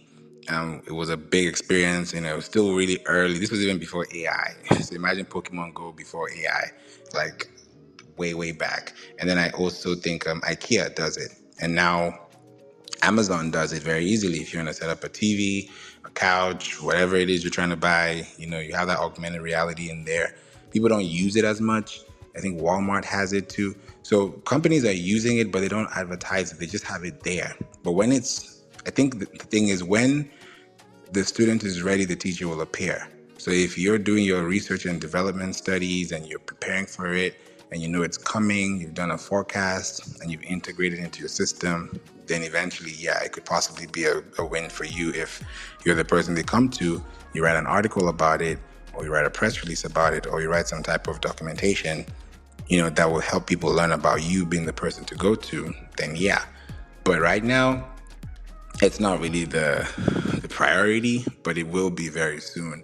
And I think it's good to think about these things as you build, because as you build your pages, you're also building into that web space too. I love Liverpool's accent, by the way. Every time digital marketing comes up, it's just like that. I love the accent. I love it. And a good question. Thank you very much, Brian. Thank you. But I also have another question, actually, that I put in the chat. How, in your expert opinion, how often should businesses be moderating or updating their websites? How often should they be doing that? Oh my God. If, like, you don't, let me give I always say this analogy. You don't brush your teeth once a day.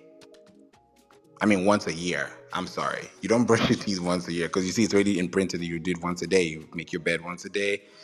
How often should people update their websites, or businesses? How often should businesses update their websites, right? That's correct, yeah. Okay.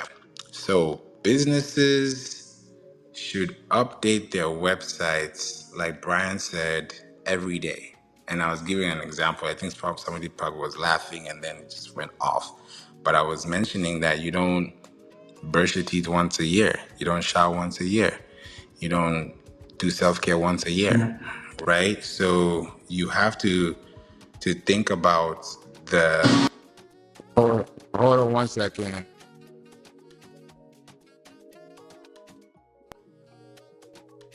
What's going on? Can you guys hear Favour, or is it just me? No, he's gone mute for a minute. I think there was a little bit of what's it called? noise background was a little bit crazy. And I think you might go at 10 something. So yeah, Okay. not just you, Julie. And happy Saturday afternoon. Favor is the favorite person of the day. And hey, Rachel Weaver, come on up. Rachel Weaver. I love that girl. She's so beautiful inside and out. Rachel. Yeah, Rachel. I We're haven't gonna seen peer Rachel pressure her. since Creative Con. Wow. Okay. I know, we Welcome, love Rachel Weaver. Like, she's the best. Okay, so you're back, Favor. I was just filling space, but let's keep the conversation going. Thank you so much. I don't know what happened. It's like the speakers, I think, I don't even know. Today has just been funny, but it's been also great too, because it's quite exciting to, have to put out fires and stuff like that. But I'm glad we're here. So your question, Liverpool is every day. And why I say every day, it may sound like it's a lot of work, but it's very minimal. I mean, updating a page, updating a blog, updating a product, updating a text. Maybe you made a typo, or maybe you want to grammatically say something better. All those pointers are leading back to your website, because we post everywhere else almost every other day. But if we don't post on our websites consistently, then we may not get the full report that we're looking for. So updating your website every day is something you should do, because if you're even doing it at least once a week, you're better off than someone that's not doing it at all. Because there's some stats that came out, I think around June, and they said out of 1.9 billion websites in the world, 82% of those websites have not been updated in the last 6 months. So that means a lot of websites out there right now in the world as we're speaking, if I go to your website and I scroll all the way down to the very bottom, if I don't see 2024 there, that's already a red flag for me, because it tells me you probably didn't pay attention to your site, you didn't connect your website, you didn't connect your Webflow. There was not anything for me to look at or see that allowed me to, connect with you even further. So that alone has really kind of like put you in a whole different space. So when you update your website on a daily basis, you're telling the algorithm that, hey, we're here, we exist, we're in business. It's like Monday through Friday, the lights are on at your office if you have a brick and mortar. So if the lights go off for 2 days, that's 2 days loss of business, right? Same thing with your website. If your website is down for a day or two, you're going to lose money. It doesn't have to be down to lose money. You can be losing money because it's not updated. And it's also because Google is not updating their server to update your content on their database. So there has to be a communication pattern here. You have to create content for Google, for the search engines, for all these big search tools to actually get context from. And then that context starts to actually build. And then over time, you start looking at your data, looking at your Google Search Console, looking at your analytics. You start noticing, oh, this website is doing better than that one. This page is doing better than that one. This, article is doing better than that one. Because every month is a new type of search. There's a new type of season. We're in August right now. Before you know it, it's Labor Day. Before you know it, it's Halloween. Before you know it, it's Thanksgiving. Before you know it, it's Christmas. Before you know it, it's Happy New Year. So between now and then, what have you been saying that will make them aware of you? And we talked about problem aware. People go online because they're problem aware. Hey, I want to go to the doctor because I want to take care of this. Hey, I want to go to a restaurant because I'm hungry. Hey, I want to go on a flight because I need to travel. So people are flying, driving, they're taking off, they're doing whatever they got to do because they have to build those track records. They have to build those things. Brian, I was saying earlier that I think the room got booted. I don't know, someone just ended the room. So I think it was an accident. I don't know, but it was mid-conversation, so we had to bring a part 2 back. I think it was Julie. It was not, but I'll take it. I'll take it. It was me. I just like to end rooms randomly just to anger Favor, the nicest person on the earth. So yeah, We're that's just busting because we love you. Julie's I mean, I do stuff amazing. like that on accident. I'm not gonna lie, but I don't think I did it. But you know, who knows? I guess we'll never know. No, for real though. No, but I'm glad that we're back here and Clubhouse is doing it. You know, the people who are meant to be here will be here. So But I'm you know glad. what, Faye? But this new update on CH is really, really annoying me. I can't lie. I don't know if you've updated to the new version of this app, but yeah, it's really rather quite annoying. So yeah. Yeah, it is. They made the button big and then they added every other thing at the top. It's like you might end up clicking something and ending up in somebody's room you didn't plan to be in. So just watch how you know, scroll around Clubhouse. This Clubhouse streets are getting more and more complicated. It's like algebra. We have to keep figuring out the algorithm. But it's, you know, it's fun. And also as well, they forced me to pick topics that I'm interested, at least 3. And I'm like, I don't really want to pick 3, but they literally held me at hostage. You must pick 3. You must pick 3. And I'm always getting notifications about, oh, this person's opened a room according to this topic. And I'm like, why are you sending me this? I'm actually not that interested, to be honest. But yeah. No, 100%. Yeah, it's, app is just apping.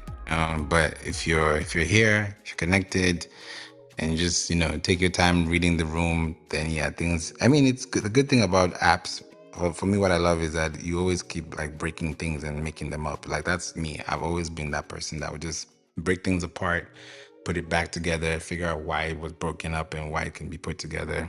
Yeah, so I'm sure this is probably not going to be there forever because I'm sure they're probably getting a lot of reports. So we'll see how long this lasts or if, you know, something better out of this is coming or this is just in beta, quote unquote.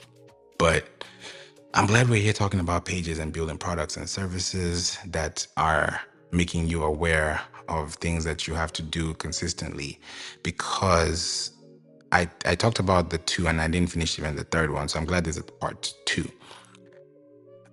Just for a recap, for those who are just joining, I talked about this earlier.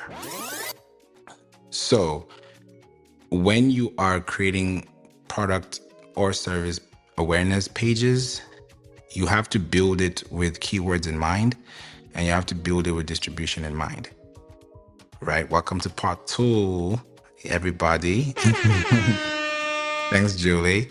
So when you create your content and you're building it for awareness, you're building it for people to see.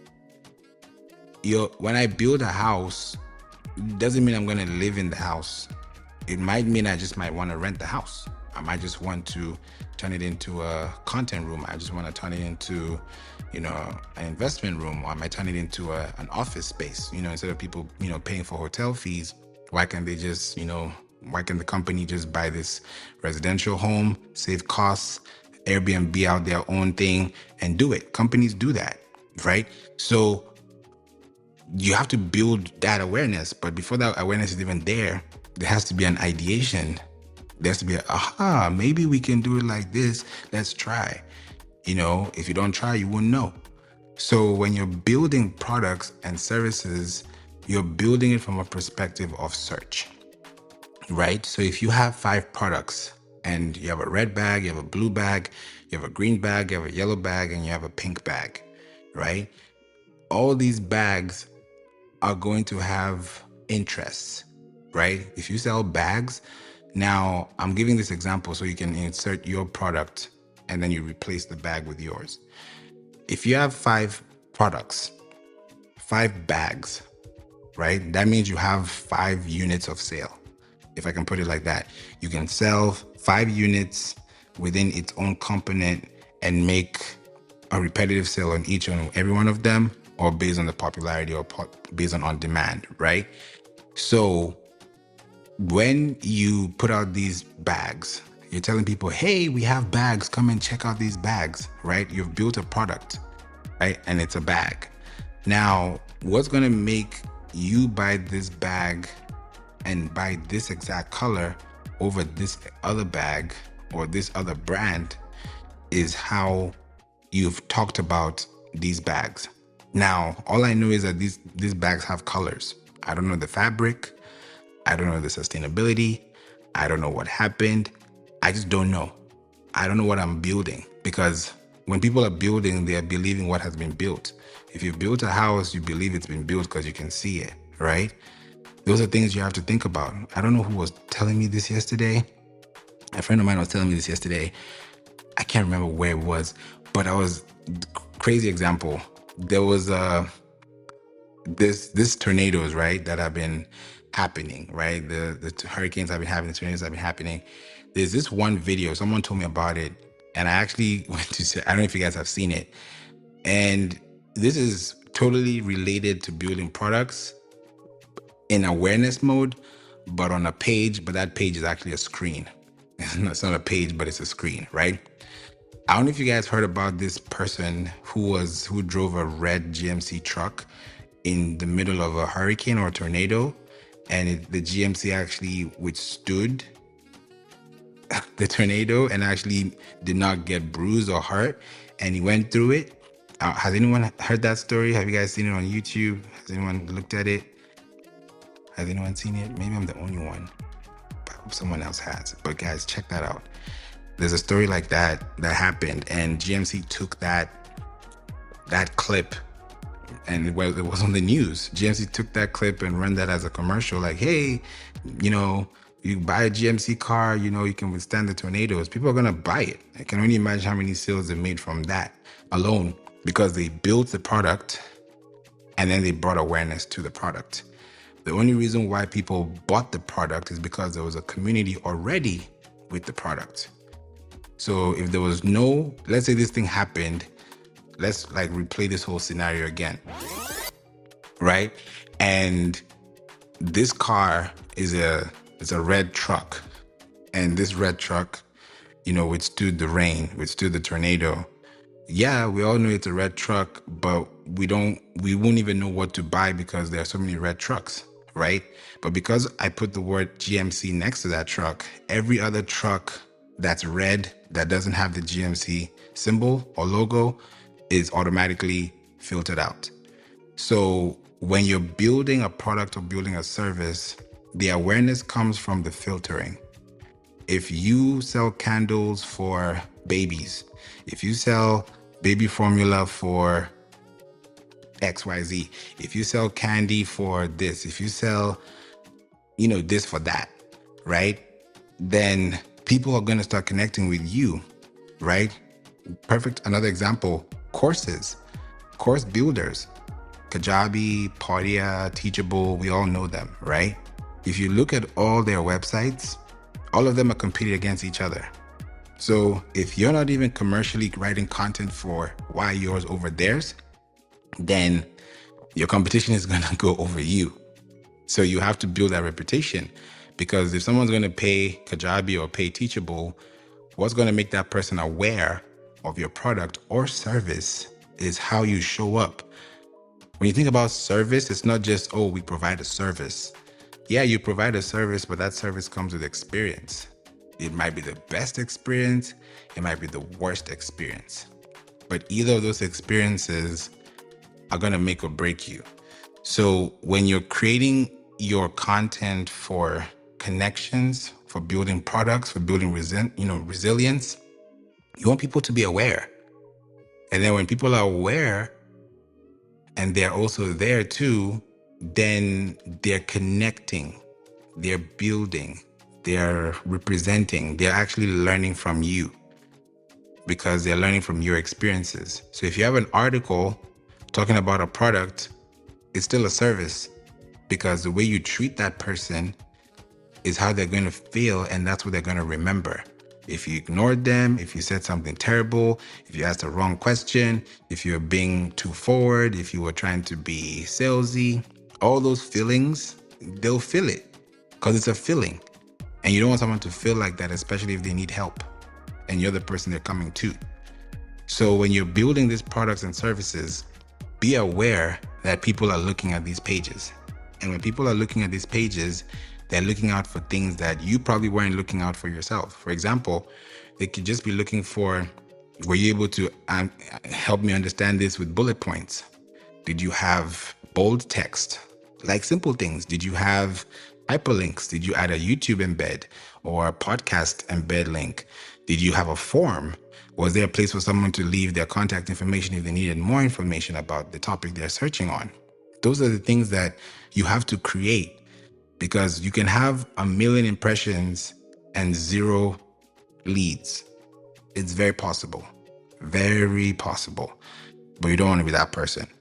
You want to have systems, operations in place that can capture data, represent data, and tell you exactly what you're looking for so that your business can also thrive long term. So when you have a product and you're building a product page, don't just build a product and say, oh, we have 5 products.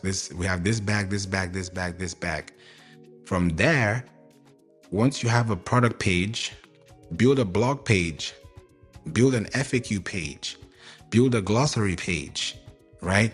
Build a relative page, build another page outside of your product page so people can learn more about that product.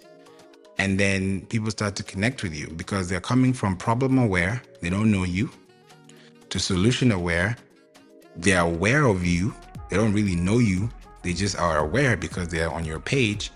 And then they have to be product aware. That's the third part.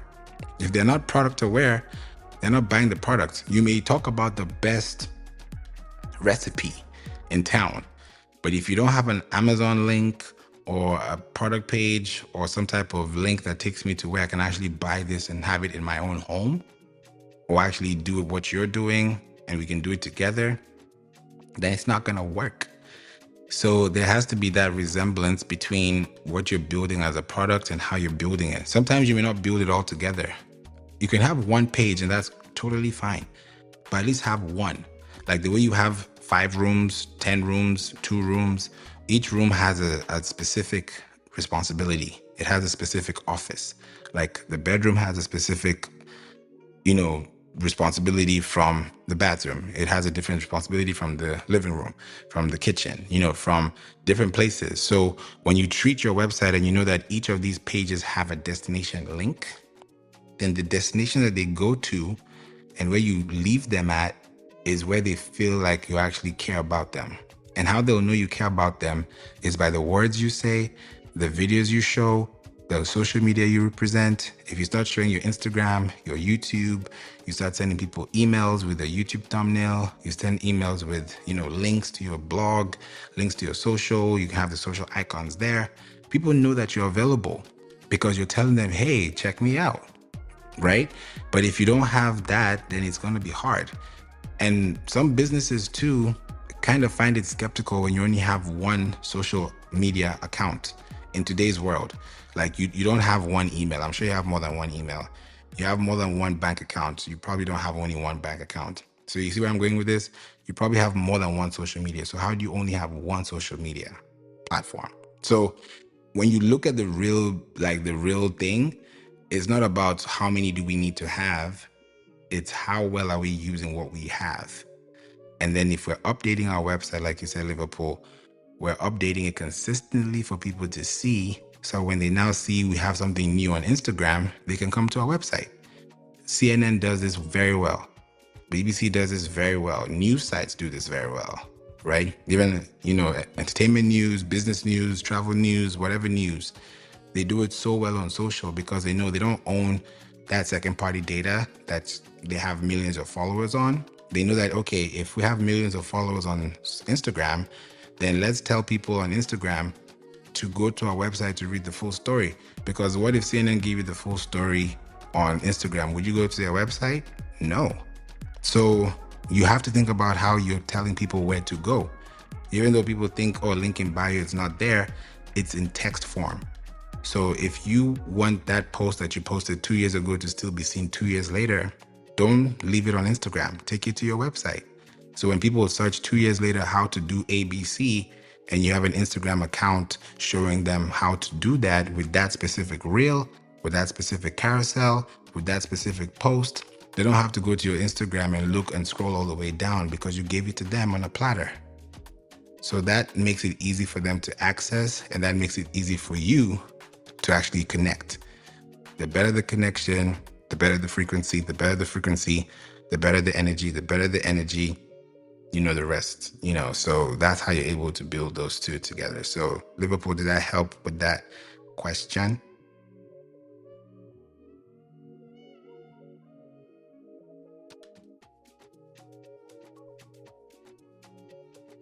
Liverpool might be far. We'll take that as a yes. Yeah, we'll take that as a yes.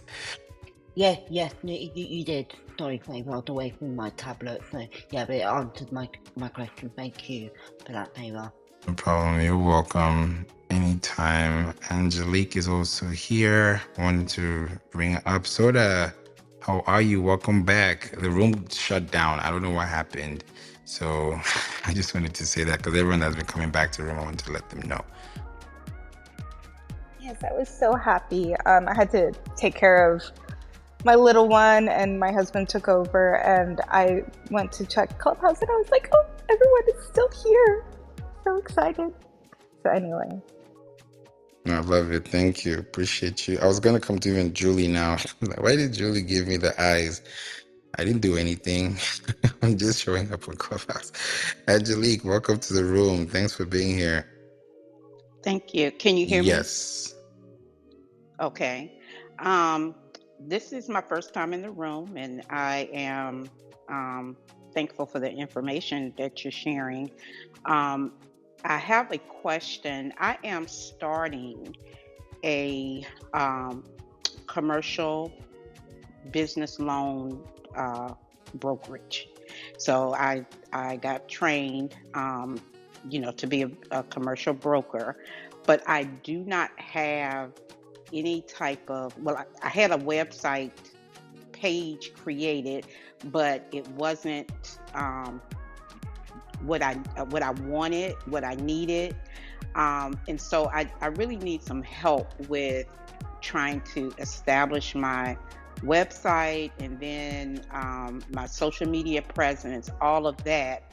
And I'm actually kind of learning how to do funnels. Well, I'm not learning it myself, but I have the systems, and I have a VA that is learning it for me. She's not a social media person or anything like that. She was just my administrative assistant. But I have her kind of learning everything because I am blind.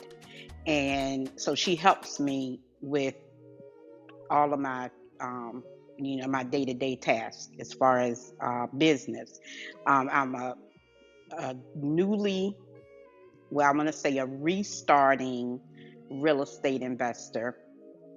And I decided to, do the commercial lending piece more so to learn about the different companies that we can use for our real estate products.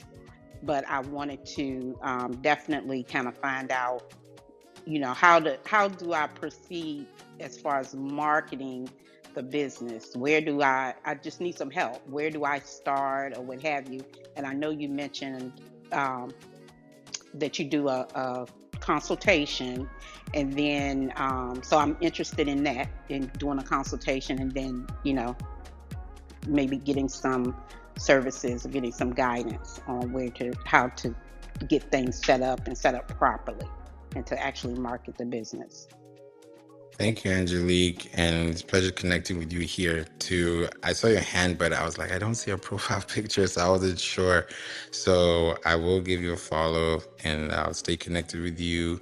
Okay. And I'm glad that you asked this question about starting, because you're on the right track thinking about websites and building, because when you have a website, you have domain authority. And that's what we all need to have online, because all the websites that we're leveraging have that. They all have domain authority. Apple.com, Tesla.com, Walmart.com, Facebook.com, LinkedIn.com. All of these platforms we're using have domain authority. So our goal is to build like they did. And if we're building from scratch, then we need to also be on platforms that they've already built on, so we can find audiences from there to bring to our world. So for you, like you mentioned, like commercial lending, so there's going to be a lot of talk about that. What is commercial lending? Does fair lending apply to commercial loans? People ask questions of how does commercial lending work? How to be a good commercial lender.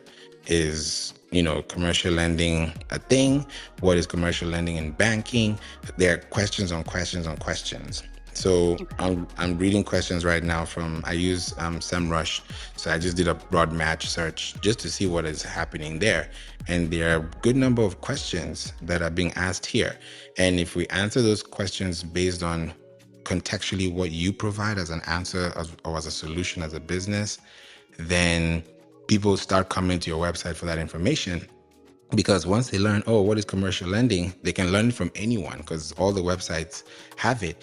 But somebody will say, why would I have to create that page when there are so many pages about that out there? The reason is because if you're the person someone's going to come to and they want to learn from, there are pages that you want to have already. So when they come to you as a new visitor, you don't have to repeat that because you have it already positioned. So that way they already know you're an expert.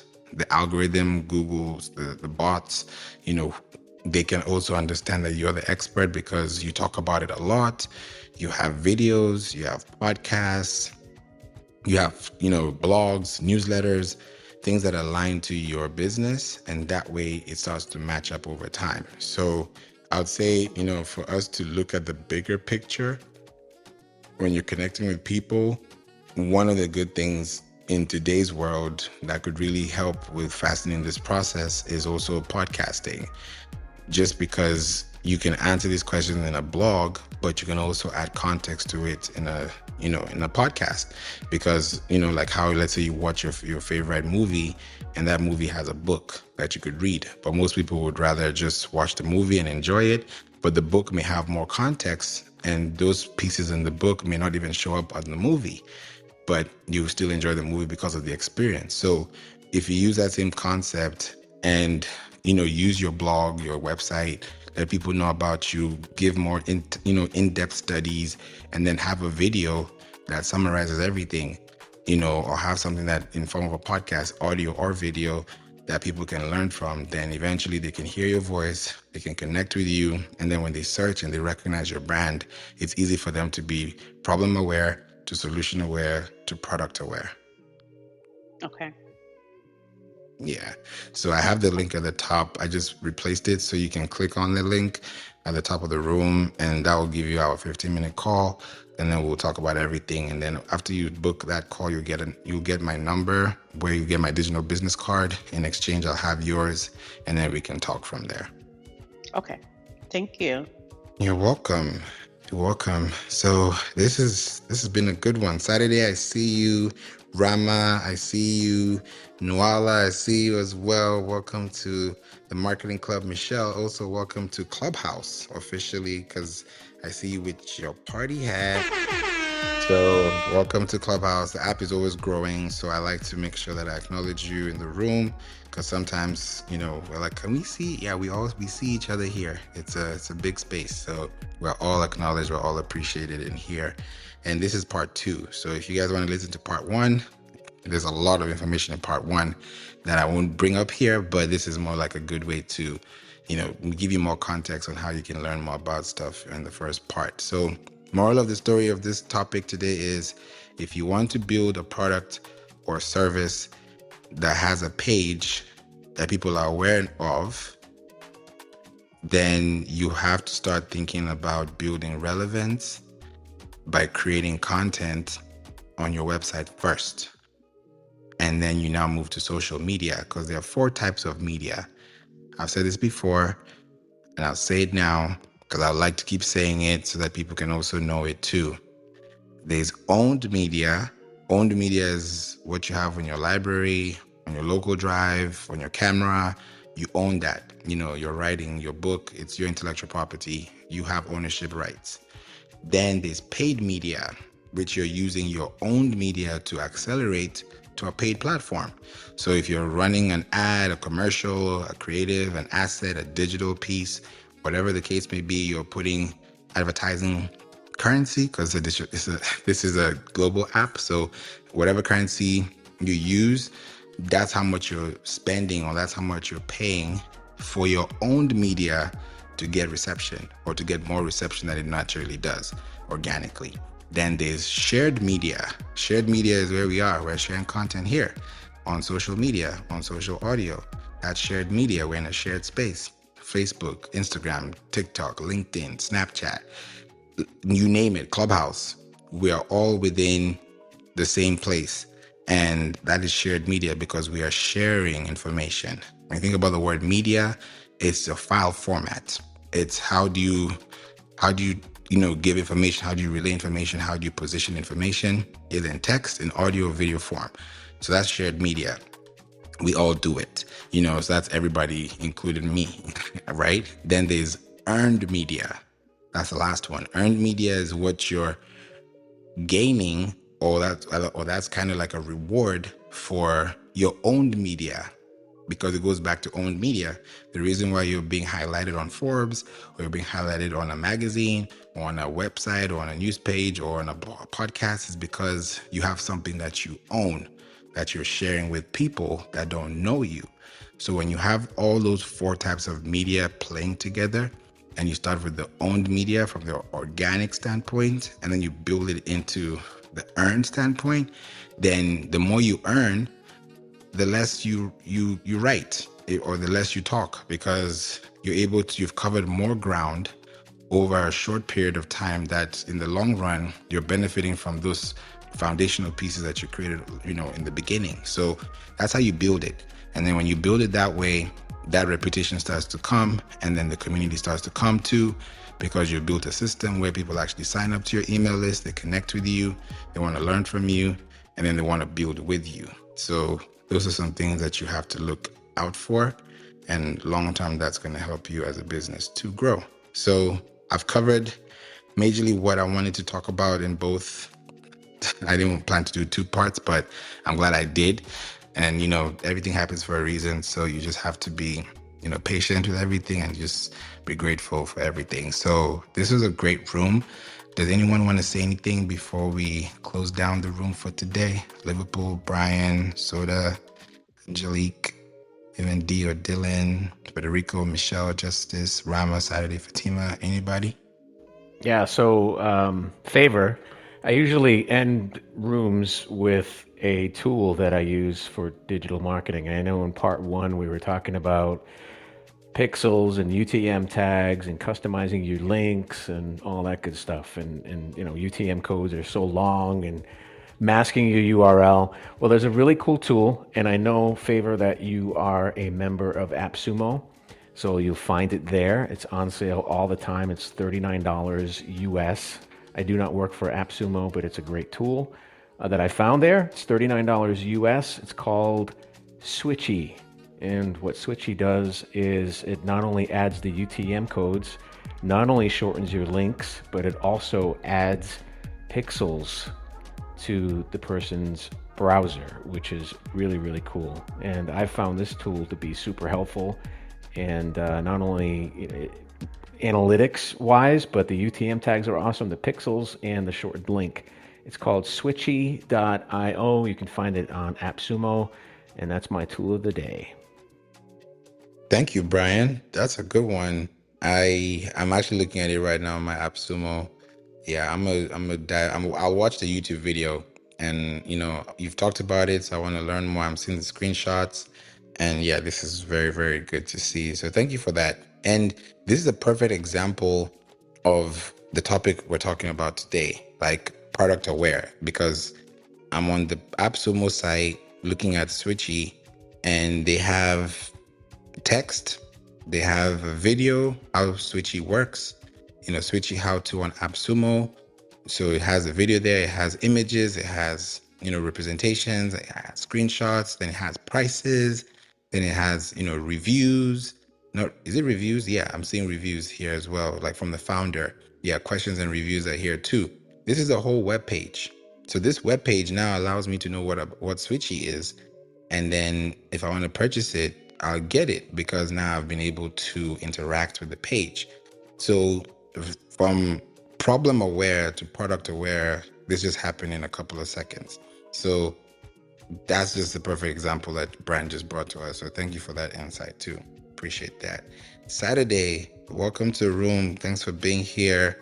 I know it's usually I see you in the room, but I've never seen you come up as well. Maybe once, but rarely. So I'm glad that you're here with us today. Do you have a question or contribution? Please ask us.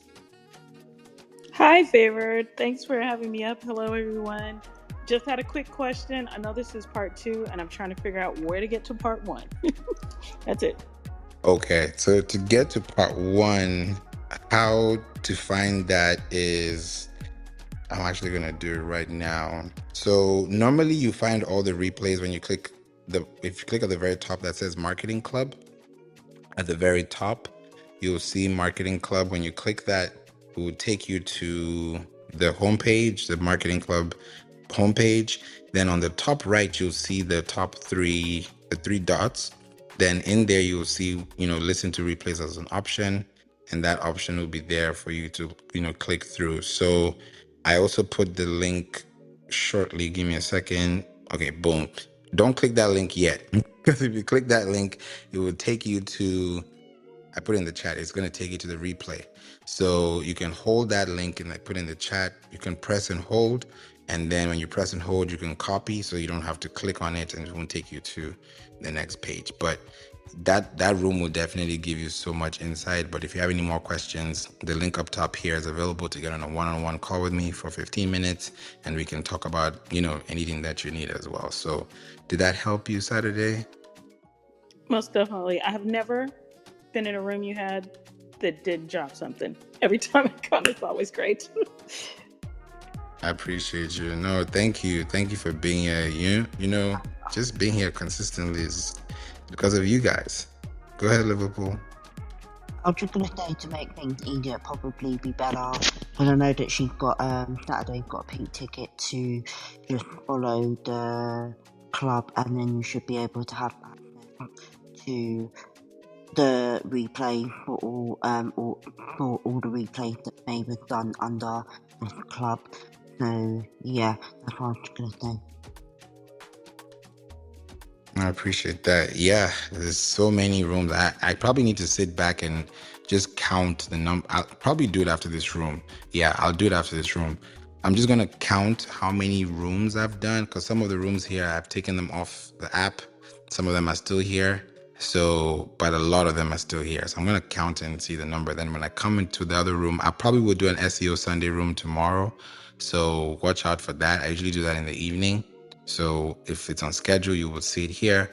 And if you want to, stay connected with me, there's a way you can actually do it. And it's an old Clubhouse way of doing it. A lot of people don't do it. And I got reminded about this over this weekend.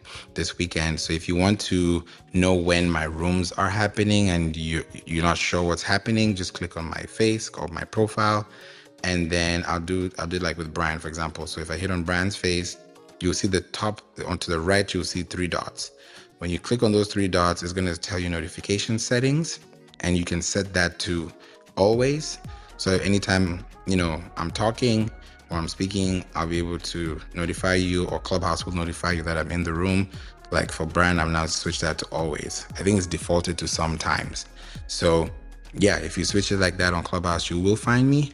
That's just one easy way to do it because sometimes life be lifing. So if you have a notification and it pops up, great. If it doesn't, at least we'll be here at some point in the day. Because I always like to make sure if I'm doing a room, I create a chat bubble in the morning, or I create one really early before I do a room, just to make sure that you guys can see me on your timeline. So at least you're also aware that something is coming too. So this was a great room. I'm glad we did part 2. Thanks again, Liverpool, Brian, Angelique. I just saw your schedule. So looking forward to connecting with you. Saturday again, thanks for being here. Dee, thanks for being here. Dylan, Jen, thanks for being here. Federico, Justice, and Rama. You're all welcome to the Marketing Club and you're all appreciated. This has been a great time. I hope you enjoy your evening. I want to give you guys your weekend back For those who want to connect with me, please feel free to do so and listen to the first replay to get all those insights. And we'll see you in the clubhouse streets. God bless you all and take care. Bye, everyone. If you have reached this point of the episode, I just want to say thank you so much for listening to the We Don't Play podcast show. I hope this has helped you, given you some insight, because every time I come on here or anytime I bring somebody on here, a guest, a speaker, anyone that is of relevance to you listening is always going to give you educational value, definitely entertainment value, and most importantly, empowerment value. So thank you for listening to the We Don't Play podcast show every day. And if you want to reach out to me, you know where to find me. Click the links in the description or go to info@playinc.online, info@playinc.online, and book a call. Let's talk. Let's have a conversation. Let's talk SEO. Let's talk marketing. Let's talk business. Let's talk scaling. And I look forward to meeting you and learning more about you and your business. Till we meet in the next episode, have a blessed evening. Have a blessed day, night, wherever you are in the world. And I look forward to seeing you in the next episode. Bye for now. And don't forget, Jesus loves you.